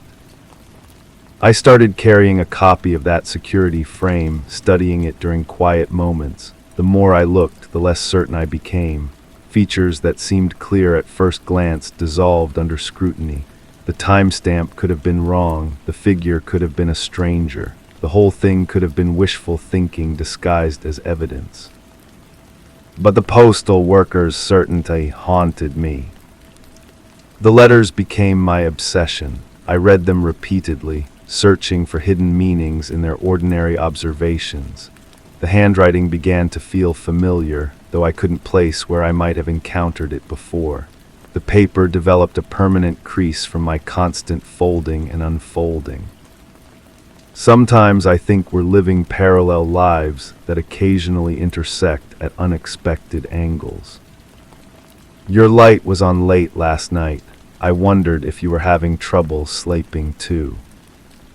There are things I want to tell you, but the words feel too heavy for paper. Each letter seemed to respond to the previous one, creating half of a conversation. But without her replies, the meaning remained elusive. Who was the writer? What did they want? And why had she kept the letters hidden behind a loose baseboard? The crack in the mirror began to widen. I noticed it during one of my unofficial visits to the apartment. The new tenant was at work, and the landlord had stopped asking questions about my presence in the building. The diagonal line that had once been sharp and clean now branched into smaller fractures, creating a web of distortion across the glass surface. Mirrors don't crack spontaneously. Something had to cause the damage, but the apartment showed no signs of impact, no thrown objects or structural settling that might explain the expanding fractures. The glass simply seemed to be failing under some invisible pressure. I found myself touching the mirror's surface, feeling for vibrations or temperature changes that might explain its deterioration. The glass was cool and smooth, giving no hint of internal stress, but my reflection looked different in the fractured surface, older, more uncertain, divided into pieces that didn't quite align. The graduate student who lived there now began leaving earlier and returning later, as if the apartment made her uncomfortable. When I asked about the mirror, she claimed not to have noticed the expanding cracks, but her eyes avoided mine when she spoke, and her hands trembled slightly as she unlocked her door. People see what they're prepared to see. The rest gets filtered out, dismissed as imagination or coincidence. But sometimes the things we ignore are the most important. Sometimes the truth hides in the spaces between what we're willing to acknowledge. I started keeping a journal of my observations, trying to create a timeline that made sense of the contradictions. But each entry only added to the confusion. Dates that didn't align, witness statements that contradicted each other, evidence that seemed to change depending on when and how I examined it. The missing woman's bank account showed no activity after her disappearance. Her phone went straight to voicemail. Her employer confirmed she hadn't shown up for work, but the postal worker insisted he'd seen her. The security camera suggested her presence. The expanding mirror crack implied ongoing occupation of the apartment. Reality had become negotiable. I began to suspect that the truth wasn't hidden, it was simply too complex for linear understanding. Like looking at the cracked mirror, where multiple perspectives existed simultaneously without resolving into a single coherent image. The woman was both gone and present, both missing and found, both victim and participant in her own disappearance. The seventh letter was different from the others. The handwriting was less controlled, the words more urgent. I can't keep pretending this is normal. The watching, the waiting, the careful dance we've been doing around each other. You know who I am, you've always known. The question is whether you're ready to stop running. Reading it felt like discovering the final piece of a puzzle, only to realize the completed picture made less sense than the scattered fragments. Who was running, from what, and why did the letter feel like both a threat and a plea? I carried it with me as I climbed the stairs to room 12 one last time. The banister felt warm under my palm, that same strange warmth I'd noticed during my first visit. But now I understood it wasn't the wood itself, it was the residual heat from countless other hands that had gripped the same rail, seeking stability in an unstable world. The new tenant wasn't home. The hallway was empty, filled only with the building's familiar sounds and that underlying rhythm I'd learned to recognize. I stood outside the door to 12, listening to the silence within, trying to understand what I'd really been investigating all these weeks. The mirror's crack had spread across the entire surface, creating a web of fractures so complex that no coherent reflection was possible. But in the fragmented pieces, I caught glimpses of movement, not my own something else, something that existed only in the spaces between the broken glass. I realized then that I'd been asking the wrong questions, not where she'd gone, but whether she'd ever really been there at all. Not who was writing the letters, but who was receiving them. Not what had happened in room 12, but what was still happening, would always be happening in the endless loop of investigation and discovery that had become my reality. The truth wasn't hiding in the evidence. It was hiding in my need to find it, my inability to accept that some disappearances are complete and some questions have no answers. The woman in room 12 had vanished, but she'd left something behind, a mystery that created its own existence, fed by my attention and sustained by my refusal to let go. I left the building that day knowing I would return, not because the case remained unsolved, but because I had become part of it. The investigator and the investigated, the observer and the observed, caught in the same fractured reflection that had trapped everyone who'd ever stood before that broken mirror. The warmth on the banister follows me still, in other buildings, other stairwells, other rooms where people have vanished without explanation. Each case feels familiar now, each mystery a variation on the same theme. I climb the stairs, touch the walls, study the evidence, and find myself reflected in surfaces that show me exactly what I'm prepared to see. Nothing more, nothing less, nothing certain.